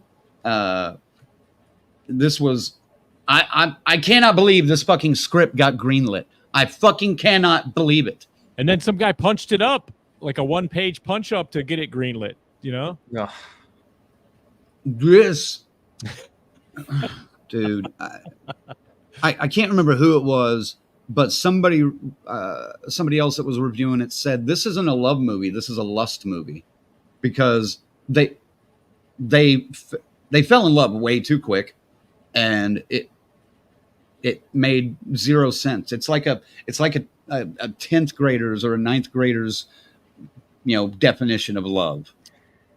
Hey, they spent 45 minutes on it, and it doesn't work. Rushed. Right. Read it in the script, and they delivered what that interpretation was. Jesus, but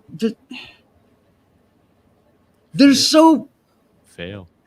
I don't see how any studio would have looked at this and been like, this is the best we can do.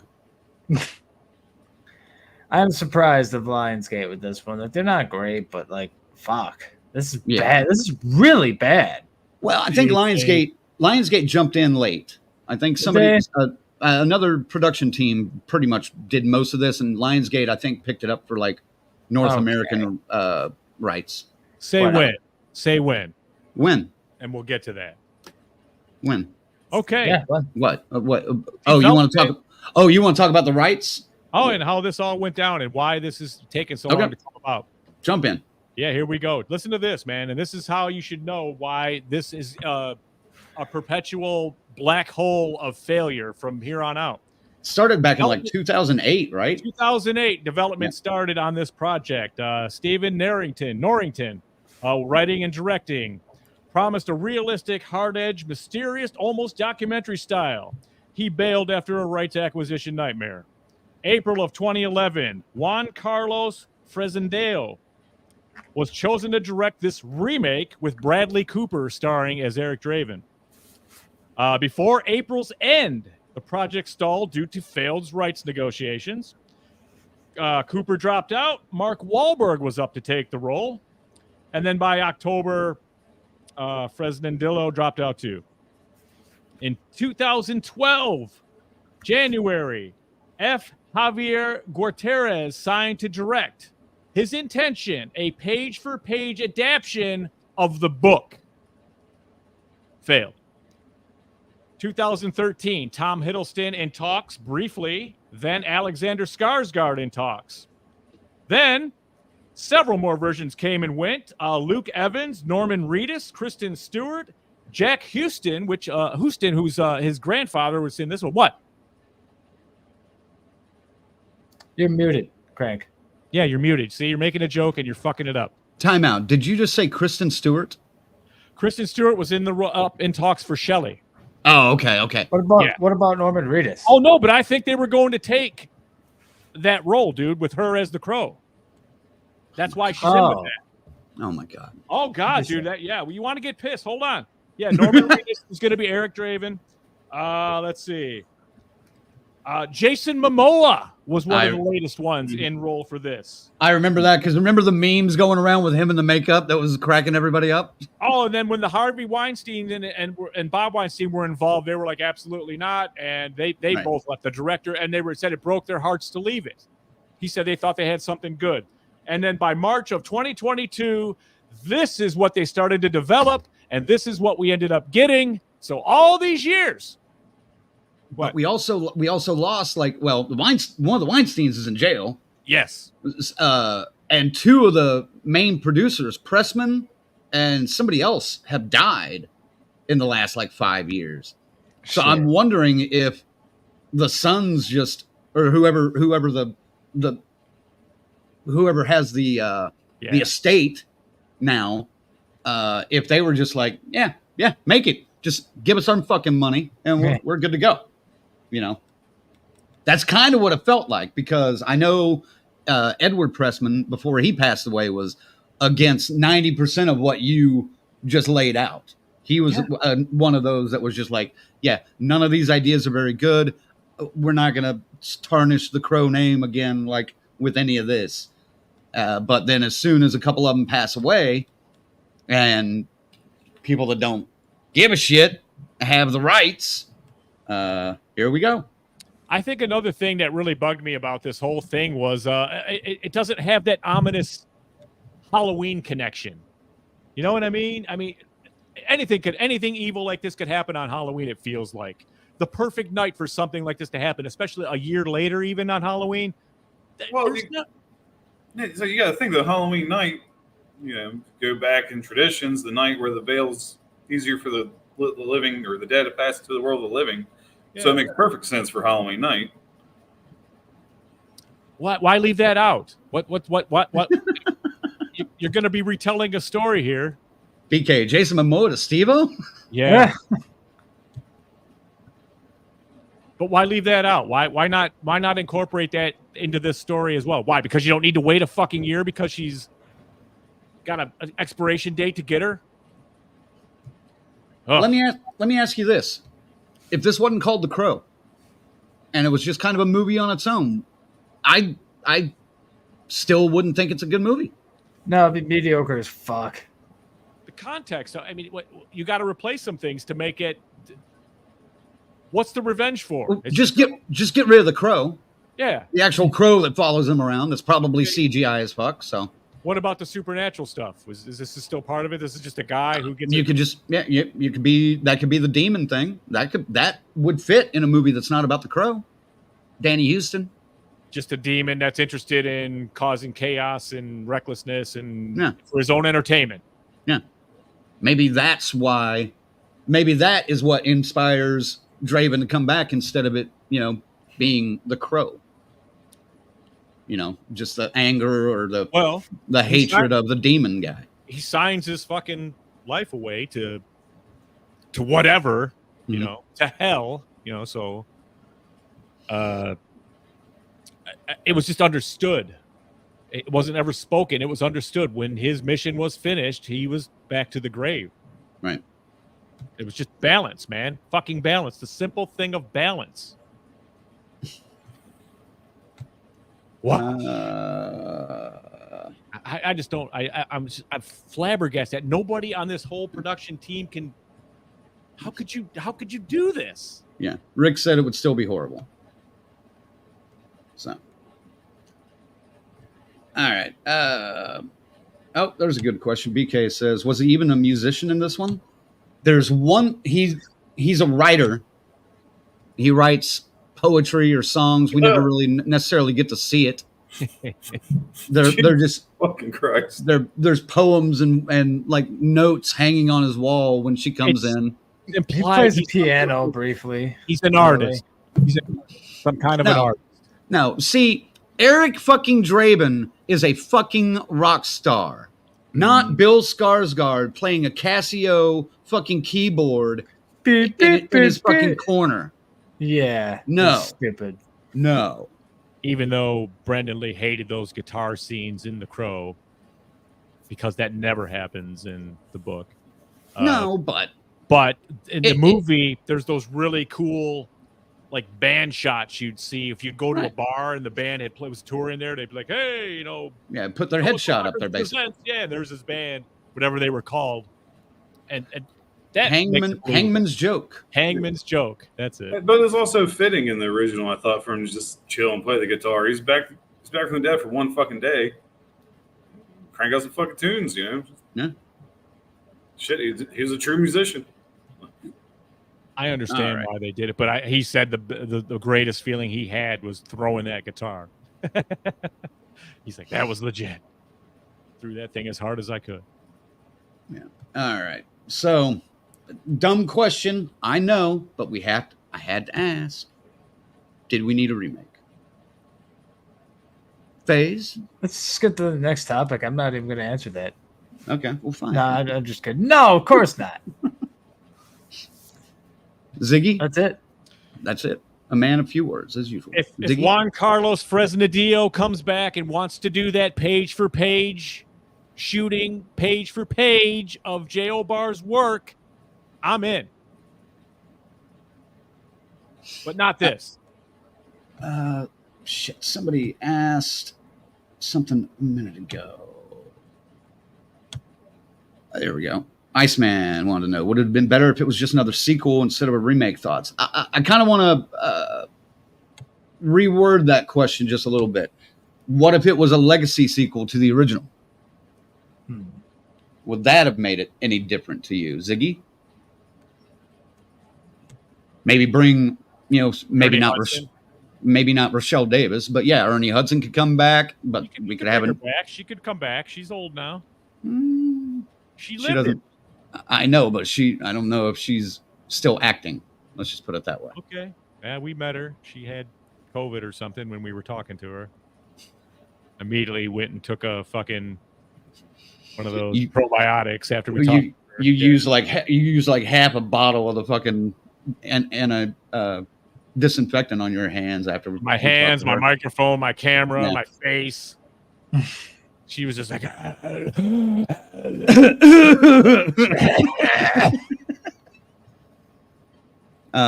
but anyway, legacy sequel. No, not even that. No, because that shits on that night, and that night was a good night. You can't go back there. Like, you can't go back. This only works if you go to a new group of people, another victim, another individual, another tragedy, another unintended death or unjustified death. You know what I mean? Coming back to the same circle, that seems fucked up to me. Yeah. We didn't need a remake. Maybe the one that Ziggy was talking about. That's the one exception. If somebody were to come along and be like, I want to do a loyal retelling of the graphic novel. Oh, God, even animated, I would fucking love this. I was wondering about that earlier. Yeah. Maybe in that kind of Sin City style of animation. Maybe I will go to Monroe. I'm going to pitch him. A little mix of animation and real life, though, you know? Yeah. That would be kind of cool. I mean, if you gotta tap into that book, though, man. You gotta catch that shit.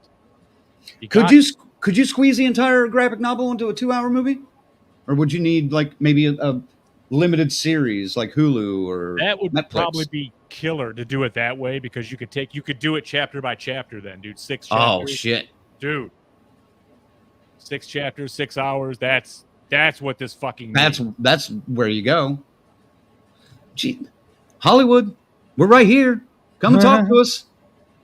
We'll figure this shit out for you. That's actually really good, man. But I'm kind of with J.O. Barr on this. I think just based on what happened to Brendan Lee, leave it alone. I don't think you're ever going to get that close again, man. I really don't.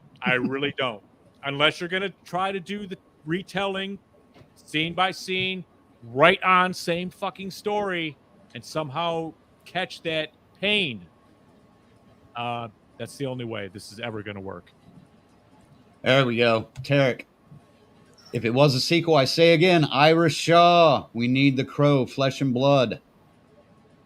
That's another one of his books, right? Yeah, he was talking about this whole other series he had and everything. So yeah.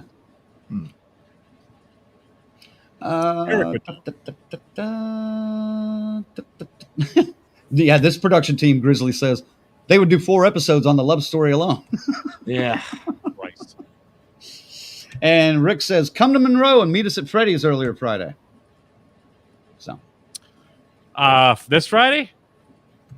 Well, whenever that Monroe. Yeah, that Friday. Comic-Con is. You guys are coming up, man. Yeah, dig me up. I could probably get away for a little bit. All right. Definitely did not need a remake on this. So I think that's a consensus across America, except for one guy, and that's Rupert Sanders, the director. And fuck that guy. All right, Sanders. Hey, Rupert Sanders. Smell my ass. You've been looking for a reason to use that all night. Hey, perfect. Here we go, folks. Final thoughts and score. Face. You started with me last time. Come on now. Come on now.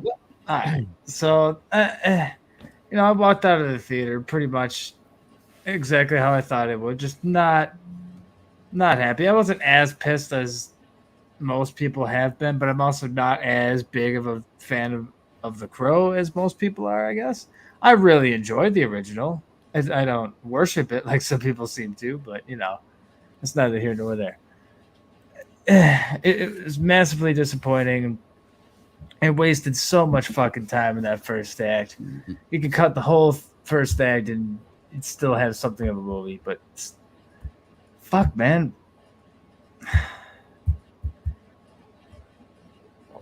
Guess I'll.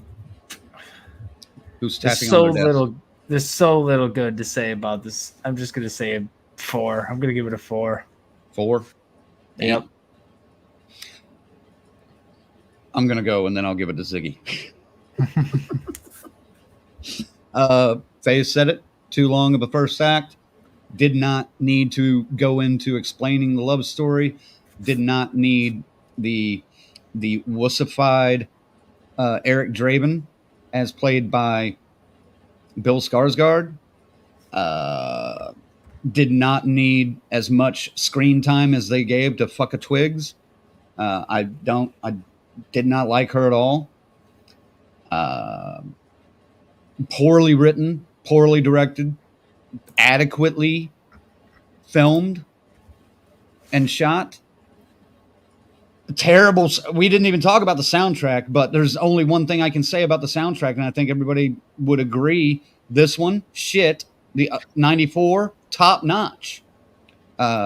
There's no way you can even really compare the fucking two, because 94's. I hate using this term, but somebody used it the other night.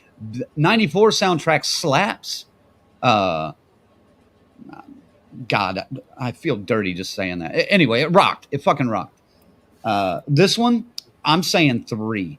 This is probably, it's way down on my list for the year. It's in the bottom 5 right now, I'm pretty sure. So, 3 for me. Ziggy. Fuck you! Fuck you! Fuck you! Fuck you! 2. And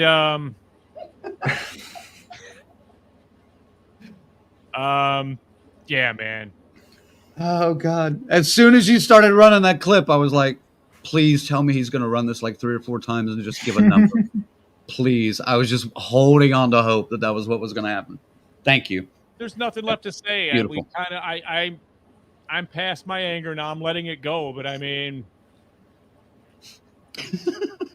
anybody that's a fan of the graphic novel and, to the most point, a fan of the 1994 original take on this, you can't seriously look me in the face and tell me this was good, man. I can't take you seriously. Well, With me, there are several 4-star reviews out there because Bill Skarsgård is so fucking hot. He shredded wheat. Dude, the guy was eating fucking a pound of meat pate a day to get that fucking look. So yes, I'm glad you can go home and flip your bean, and we all had to suffer through this goddamn movie so you can get a couple of nuts. Congratulations. Did you just say flip your bean? That's right. I sure did said flip your bean. God damn it. I don't give a fuck about Skarsgård's fucking shredded wheat abs. I don't give a shit. I want a good fucking Crow movie. Oh God, Luke, flipping bastard. Luke gives it 2 dumps out of 5 diarrheas. Yeah. Damn. Exactly. And Grizzly says, "Can you guys go into the negative?" We haven't yet. This may be worse than Night Swim. Oh yeah. I'm sure it is. I'll pull up my. Well, Night Swim was last year, wasn't it? No, it was the beginning of this year, January. Was it this year? January. Let me look at my list here. I'll tell you exactly where I put this compared to. It's right above it or right below it for me. I haven't decided yet. So it's either the worst thing I've seen this year or the second worst thing I've seen this year.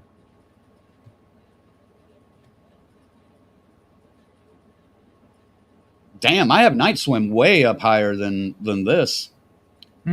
I have Festival of the Living Dead at the bottom of my list currently. And then They Turned Us Into Killers next to last, and then The Crow. And then 1, 2, 3, 4, 5, 6 above that is Night Swim. So that shaved Cookie Monster motherfucker. It's way better than this movie. That's so fucking sad, but it's reality. See, Rick says absolutely worse than Night Swim. Night Swim at least was a semi-original idea, just poorly executed. Yeah. Scary poo. Yeah. And it's oddly enough only had a budget of $4.6 million. Right. Yeah. That's odd. Iceman says, I agree at 2. 2.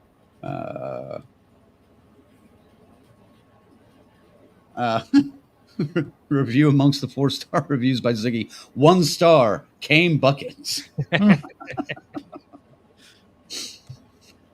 mean, God. you know, I just, again, I can't stress it enough. J.O. Barr is an incredible, caught something. I don't know. Some of his other stuff maybe not as powerful as this, but this one thing he did is. And to wipe your ass with it with fucking film is a fucking disgrace and a absolute disservice to it. This is this a slap in the face of Brandon Lee's legacy? No, because thankfully enough, it's nothing like it. Not one iota like it, so it doesn't affect it. Right. I'd agree. I kind of agree with that. So I keep seeing a lot of people saying that online. I'm like, I think the differences are abundant enough that it's not. Fuck.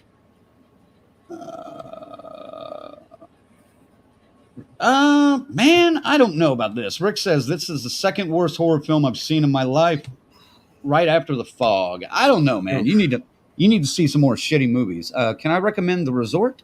Oh Yes. Rick, you got to watch The Resort, dude. Or Fantasy Island. Or 2019's film I can't mention. Oh, BC, yeah. Hell, dude, just go on Tubi. You'll find plenty of them. Sure, worse than this. Yeah, dude. True. No, this is every bit as terrible as the Fog remake was. I mean, 100%. They could have at it. Bethany wants to know: did he finally cut his mullet at some point in the movie? That's all she really wants to know. I don't know. I don't remember.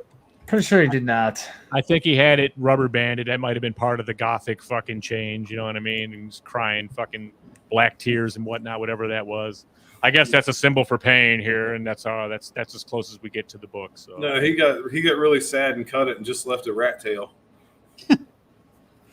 All right. Luke says, I like Bill Skarsgård, but you could tell even with his performance that he felt uncomfortable in this role.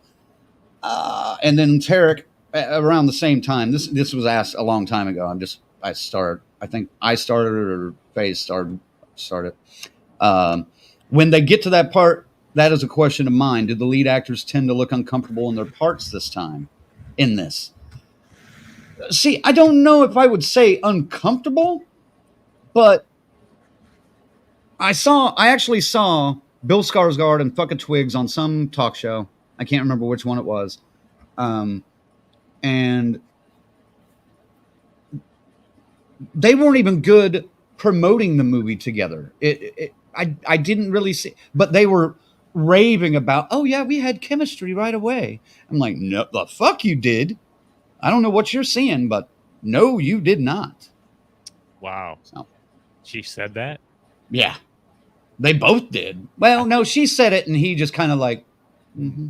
And he's got get a weird arrested smile. in some countries for. I almost feel like that she's going out of her way to say that. She's just trying to. That just proves that they didn't have chemistry. Yeah, you don't need to say it if That's possible. someone's telling you. Yeah, you have it. And Luke, one more comment from him. He says, I hope this failure is a message to Hollywood about remakes and learning from these misses to stop messing with the major franchise properties. No. I mean, I agree with you, yes, but it's not gonna change anything, sadly, because if you look, I need to do like a little more research on this and break down some numbers. But if you look at top grossing like original movies that have come out this year, and then you look at the top grossing like IP movies, sequels, reboots, retreads, whatever, that the dollars speak. So unfortunately, yeah, not much money made on this one. So I don't expect a sequel, at least, thank God. And they reshot that shit to like that happy ending to get that sequel going. You motherfuckers! They tried to. You motherfuckers! You should have left the dark ending, and at least you had that. Then at least you fucking closed the chapter. Nope, ruined the whole thing. Happy ending. No, I said a slap in the face, BK, not a shot in the face like Brandon Lee. Well, I think somebody on Rick's show said it took long. I can't remember exactly what he said, but it took longer for Bill Skarsgård to die in the movie than it took for Brandon Lee to die to actually die. in 1994. Dude. It's What like, the hell is the matter with you anyway? That's rough. Grizzly says, "See No Evil." That's another bad one you can go watch. Is that the one with Kane or something like that? Oh, yeah. One of the only movies we walked out on. That one got I saw that. That's way better than this. Dun, dun, dun. Fuck. After tonight, I'm more pissed. Right. All right. Well, there we go. That looks like all that we can talk about when it comes to The Crow. Hopefully that was satisfying, and we delivered everything you were expecting with this in-depth review. Yeah. Definitely stay away from that, for sure. Before we announce our guest for next week, Joshua wants to know, how was Stream? So we can talk about that a little bit. Sure. Colonel, did you see that one too, or no? No, that one wasn't out of. That was just I literally couldn't. It was showing one day, about 30 minutes away from here. There's no way I could make it. By the time I found out about it, it was in 4 fucking theaters around here, and then all of a sudden it went to 1. Rick says you dodged a bullet, Colonel. Unlike Brandon Lee. Yeah, it's kind of what my buddy at work was telling me because he's the one that told me. He's like, dude, it starts 20 minutes. I'm like, dude, it takes me 40 minutes to get there. So I didn't go. He had 2 nice things to say about it. I trust his opinion. So I still want to see it, though. I still want to see it. You'll get your chance. It might get extended, too. I doubt it. Yeah? I was in the top 100 of hot movies and shit. Where? I haven't seen any box office results yet. Number 77 between Gladiator and some other old film. I seen that post on Facebook today. Oof, yeah, it's not going to get extended. Yeah, I don't know. They were hopeful. But I'll say this. It's better than The Crow. Yes. And a lesson here is directors probably shouldn't edit their own films. I'll leave it at that.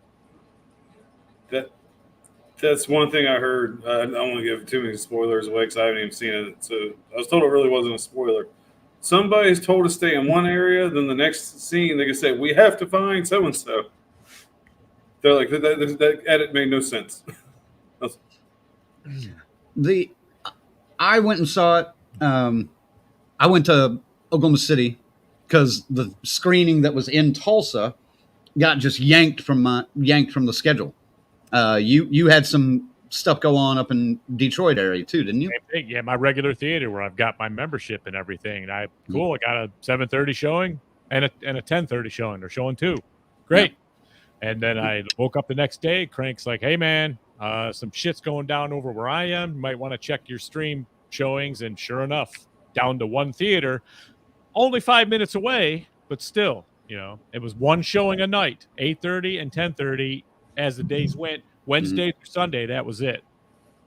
There was 1 showing that I could find in Oklahoma that played at an AMC, and it was 9 o'clock on a Friday night at a mall that closes at 8. So, yeah, I had to. Well, but I went. Also, I saw Strange Darling that same day. I saw it like a 5 o'clock showing of that or 4 o'clock. And then stuck around in the mall until 9 to see Stream. But we'll talk about Stream. Great concept. Some fun actors. And it's nice to see some of the actors that we know in different kind of roles. Right. I loved seeing Danielle Harris as like this, kind of trying to be the cool mom, but not really getting the cool mom vibe.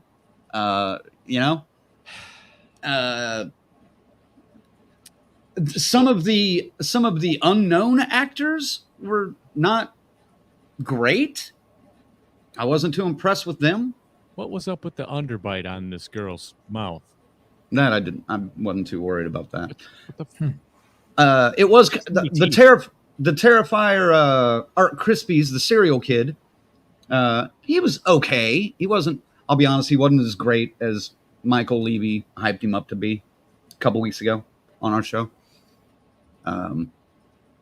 I didn't think. The lead was decent, or pretty good, but not great. Honestly, I think Danielle was probably the best.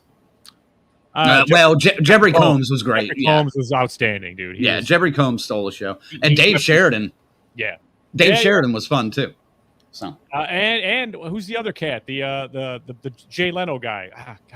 Roebuck. Oh, Daniel Roebuck? Oh my fucking God, he's hilarious. But I thought they could have cut that role, both those roles, him and Felissa. No offense. They were just extra schlock.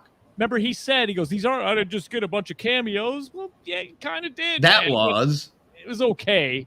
He had a recurring. He was at the biggest jump scare when he just come busting in the room like, hey. Yeah. Yeah. The gore was all right. I mean, it's not. The gore was good. Yeah. It's not as pronounced as Terrifier, but there's a couple of good ones, man. Yeah. There's a couple of pretty good effects in it. That's all right. You can tell that's Damien's work. But yeah, I'm sure you mentioned it. About 30 minutes too long. Yeah, absolutely. If this clocked in at an hour and a half, you got something. Yeah. We talked about this earlier, and this isn't a knock on Michael. No, Michael. Maybe hand off the editing to somebody else. Just let someone take a shot at it, and then you could always say, "Well, this needs to be here because," or at least let somebody do a first pass. Sure, because I just felt like the puddle got a little thin at a couple points in the plot for me. That's all. This is kind of funny. Rick says, funny the director was on your show talking about how he hopes no one spoils the guest actors, and then he makes a Facebook post about Tim Curry. He only did that because a few other outlets were already dumping it out. So, and that's fine, but here's the thing. I had avoided it up to that point. I didn't know. And then and I'm saying it again, some asshat is putting a post up there. He could have said, you know what? That's a shame that they let that spoiler go. That would have been cool to see that without knowing it. But no, the dickhead puts, I wish I wouldn't have known about Tim Curry being in the movie. You know what I'm saying? You didn't need to do that, you fucking douchebag. You fucking look at me, attention-seeking bitch. That's what you are. Have you not seen the world we live in today? I do, but that's why I had to call him the fuck out on it. But yeah, that's my own. What would you rank that one or rate that? Give that one a score. 6. 6. Let me see where I put it.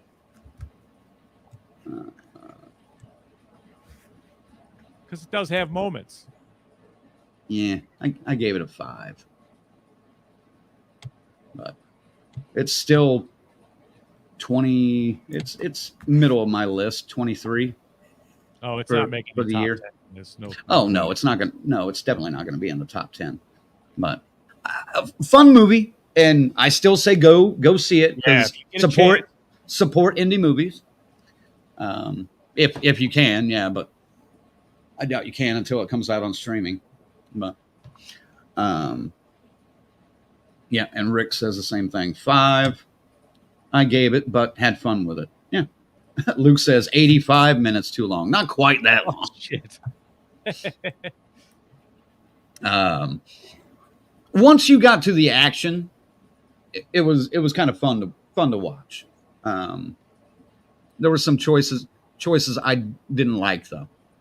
I want to move on though to a movie that probably is going to be in my top 10, maybe even in my top 5, because if you get a chance to go see Strange Darling, fucking do it. And don't watch anything about it. Don't you could probably watch a trailer, but trailer doesn't really give you too much. If anybody out there has seen it yet, let me know, because holy shit, this is a trip.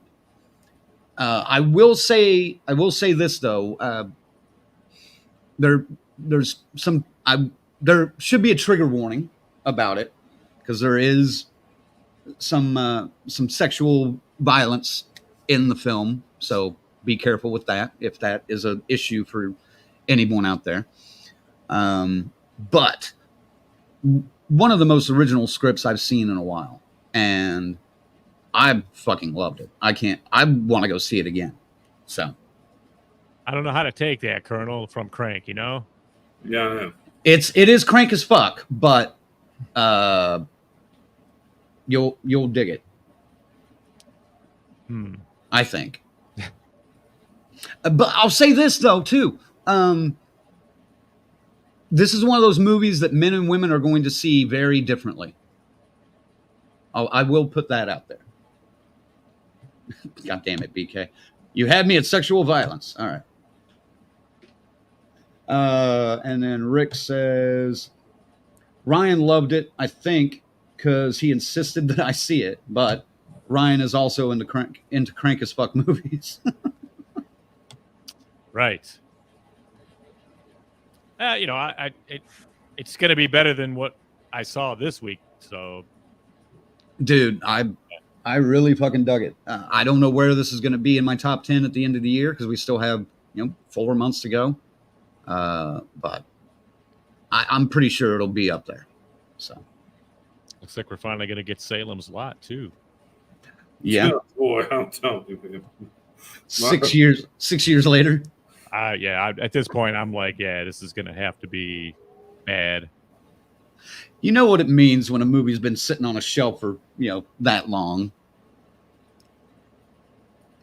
If it sucks, I'll just go right to watching the original, and I'll be fine. There you go. All right, I need to Ziggy kill some time for me for a second. Oh my God, man! Oh no, dude.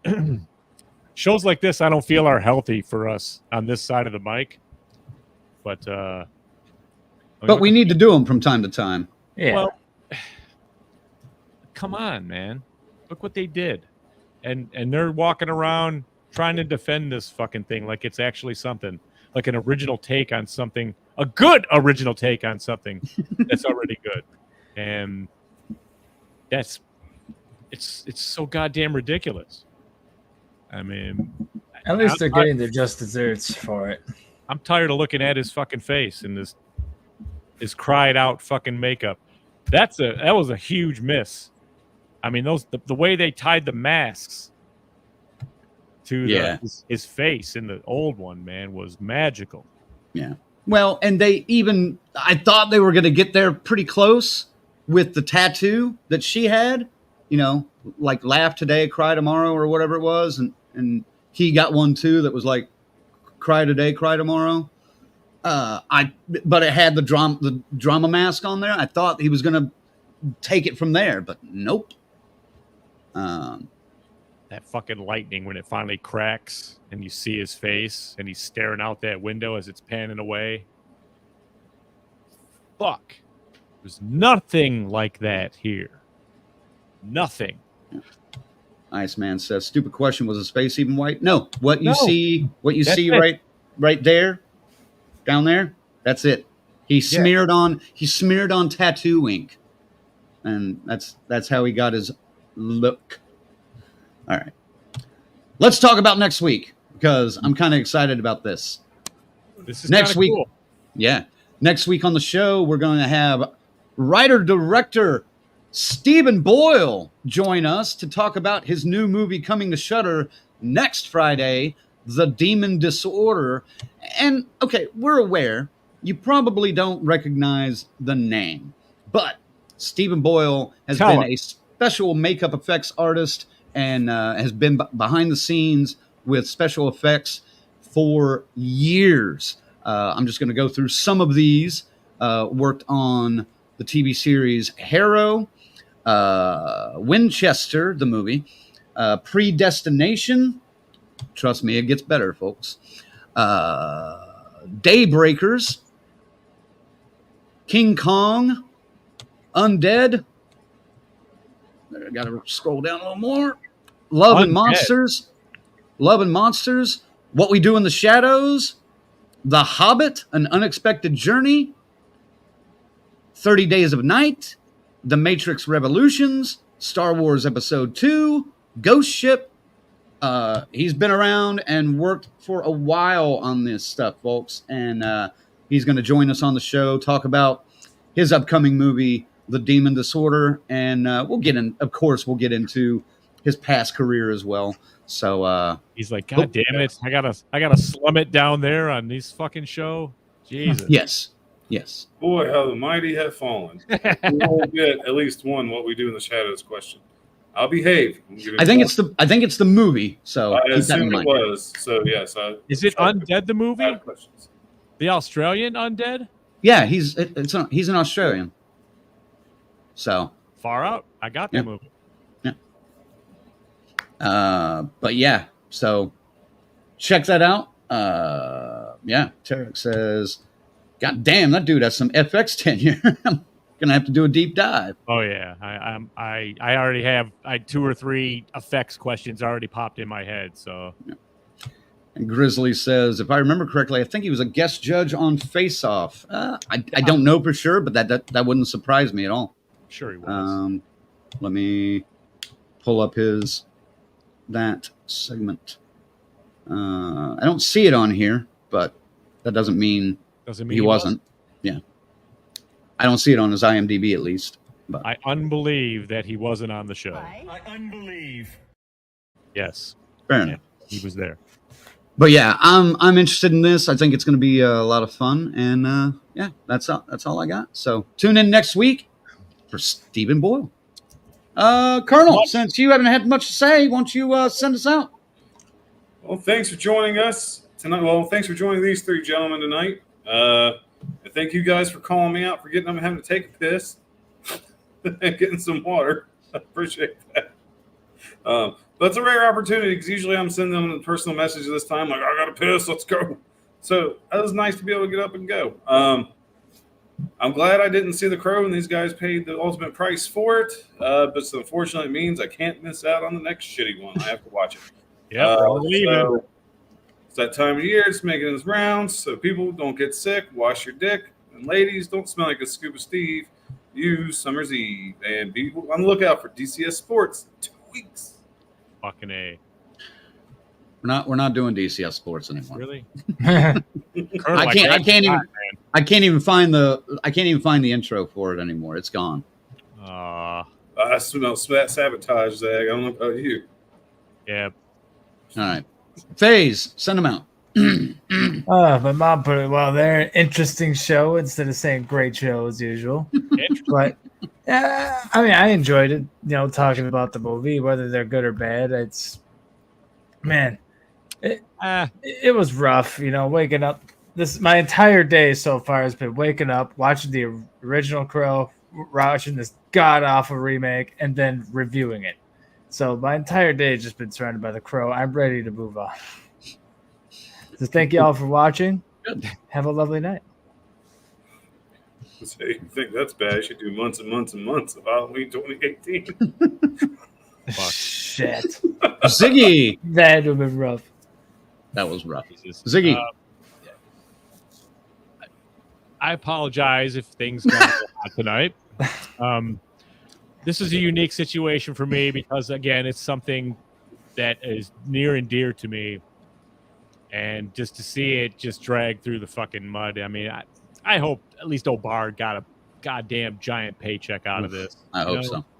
And, but look, you're going to subject me to things like this. I'm just going to tell it like it is. I've got no reason. No one's fucking paying me to not say the wrong thing or what they don't want me to say. So you're going to give me shit. I'm going to wipe my ass. That's just the way it goes. And, yeah, I think we should be nice and calm and nice, quieter, gentler DCS next week when we have a guest in. We're on our best behavior. So we draw even closer to the assault of Mr. Smiley at Morgan Crypt, Horror Fest in New Mexico. I can't wait to get back out there. We got Kershaw like every goddamn day. It's going to be nuts. We're actually going to ship out the prizes that were shipped to me. They're going to be actually up for grabs out in New Mexico. So get ready. Come on down and be part of it. Big guest next week. We'll see you then. Yep. Thanks as always for watching, gang. One more time, I want to thank where are they? There they are. Our members, our final girls and guys, Christy, C-Phase, Lorena, BD, Alex, and Robert. Our Crazy Ralphs, Bell's Fancy Creations, Dr. Smiley, Raymond, and the whole damn enchilada pod. And, of course, our camp counselors, Adam, Corey, Christy, Luke, Jimmy and Rachel, Stacy, Lynn, Orlando, Chuck, Schick, Patricia, Kristen, and JJ.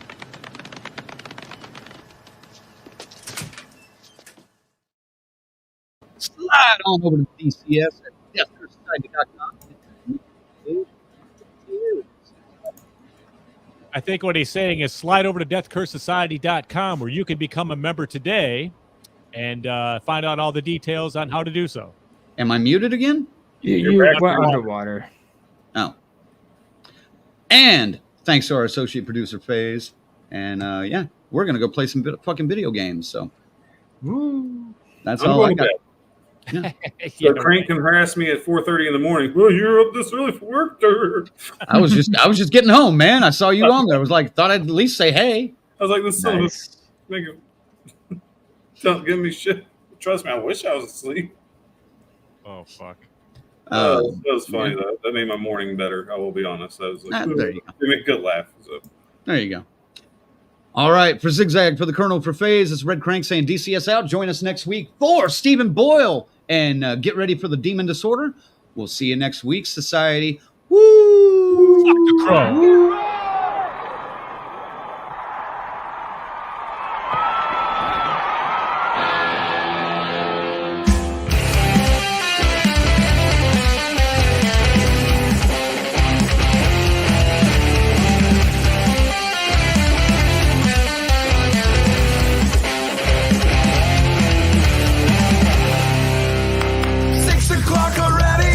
Just in the middle of a dream.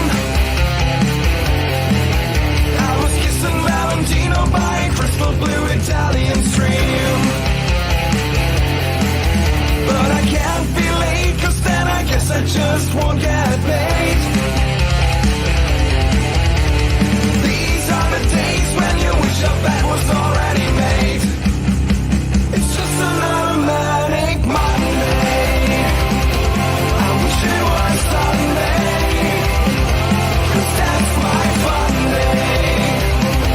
I don't have to run day. It's just another manic Monday. I wish it was Sunday, 'cause that's my fun day. It's just another manic Monday.